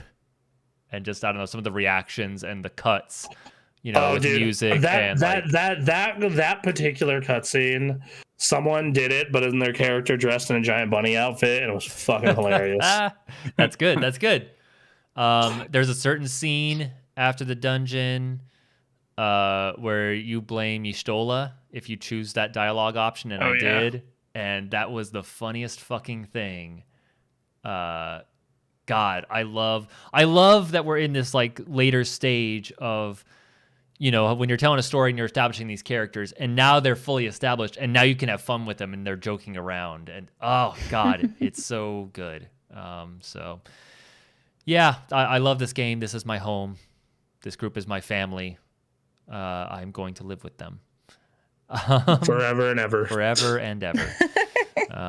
So yeah, and then I played Elden Ring, which. For the I happened to schedule my Elden Ring stream on 420, so I took a little edible and progressively got worse as I played through the game. And man, you thought Elden Ring jump scare attacks were bad sober. When you see a giant skeleton jump out at you from the darkness when you are tripping. That's a whole nother. Oh no! Trying to navigate giant spike wheels coming at you when you're like, "What's my name?" Oh no! Oh God! Lord! It was a fun time. We had a real good time. So that was a good time. Yeah, I got a new set of armor that I don't have the strength to get. So my next bit is in order for me to progress in the main bit, I need to get past this guy on a horse. In order for me to get past that guy on the horse, I need to go farm runes, and I also want to get this one dungeon that unlocks a scarab. That means 20% more runes grabbed from whatever I'm doing. And then there's also some other items that I've gotten to the point now where I'm just like, I need to like look up some specific items that'll help me right now, because otherwise I'm just going to keep wandering through this game, and it's going to be a forever game for me where I never actually finish it. I just play it. So fair. Yeah, so I don't know. Elden Ring still kind of the only other game outside of Final Fantasy in my life. Fair enough. Yeah. All right, and then Emily, I know you played something. What was it? I actually jumped back into Marvel Ultimate Alliance 3. Oh, yes. Oh, how is that? It's been a while since I first played it, because it was one of the first games I got after I got my Switch back in Christmas of 2020. Okay. Because GameStop had a buy two get one sale shortly after that time frame. All right. And I forgot how mechanics worked in that game. Uh-huh. I restarted the game entirely, and I'm like, okay, gotcha. I'm stuck in this one spot, but I'll figure it out some other time. But overall, it's not that bad. Okay. Not that bad. I am very glad that I'm not the only person that happens to. Other than Guardians. Right. I pull up my roster here. Hold on a sec. All right. I played that game, and I had Venom, Iron Man, and I think Spider-Man as my team. That's what I remember. Nice. I remember Venom being really good for some reason. So. Yeah. I have Venom and Miss Marvel and Spider-Man, and I think Miles I just unlocked too. Nice. So nice. You're about where I was. You're maybe a little before. I'm still on the raft, so. Yeah, I like finished the raft and did like the level right after, and then that was it. Oh, really? So like yeah, and then I returned it. So I would. I want to get the DLC because there's like 3 different stories that we can play through now. Curse of the Vampire, which has you play Morbius, Moon Knight, Blade, Rise of the Phoenix, which is the X-Men, and then there's one with the Fantastic Four. Nice. And for all 3, it's $20. That's not bad, as long as you like the game enough. Yeah, I mean, I'm sure I will once I progress a little further, but all right. We'll see. All right. Well, all right. And then Jesse, Final Fantasy. Yeah, I geared up my monk. which was really easy because I didn't realize that Monk and Samurai shared the same gear sets. So all I had to do was buy a weapon and boom, geared. So that happened. I don't think anything shares the gear set with Black Mage that I know of, at least the one I currently have. Or do all ranged casters run the same shit? I don't know. I actually don't know if they that. do or not. Yeah. I'm not sure. It will remain a mystery to the universe. I'll have to look next time I'm on, because if so, then like fuck, I might as well just go make another caster and level it immediately. Right. One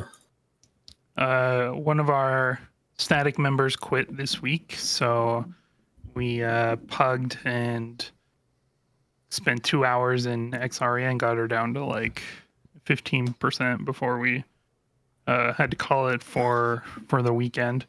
Yeah, we got her down. You're lucky, Anthony. I got her down to like 70%. Oh damn! So there's a lot. There are a lot of mechanics in that fight, but once you get past like the 6-minute mark in the fight, the mechanics repeat, and there's nothing new. They don't mix anymore. It's really simple after that point. I think people were just getting tired. Fair. We had to bring in a pug, but whatever. They were great. Other than that, it's just been PvP. Frontline will be the death of me because that PvP mode is garbage and I hate it so much. Dude, it's so much fun. It's fun Crystal trash. and Conflict is great. I love Crystal and Conflict.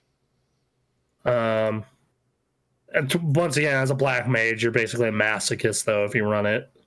Sure. Right. Yeah. All right.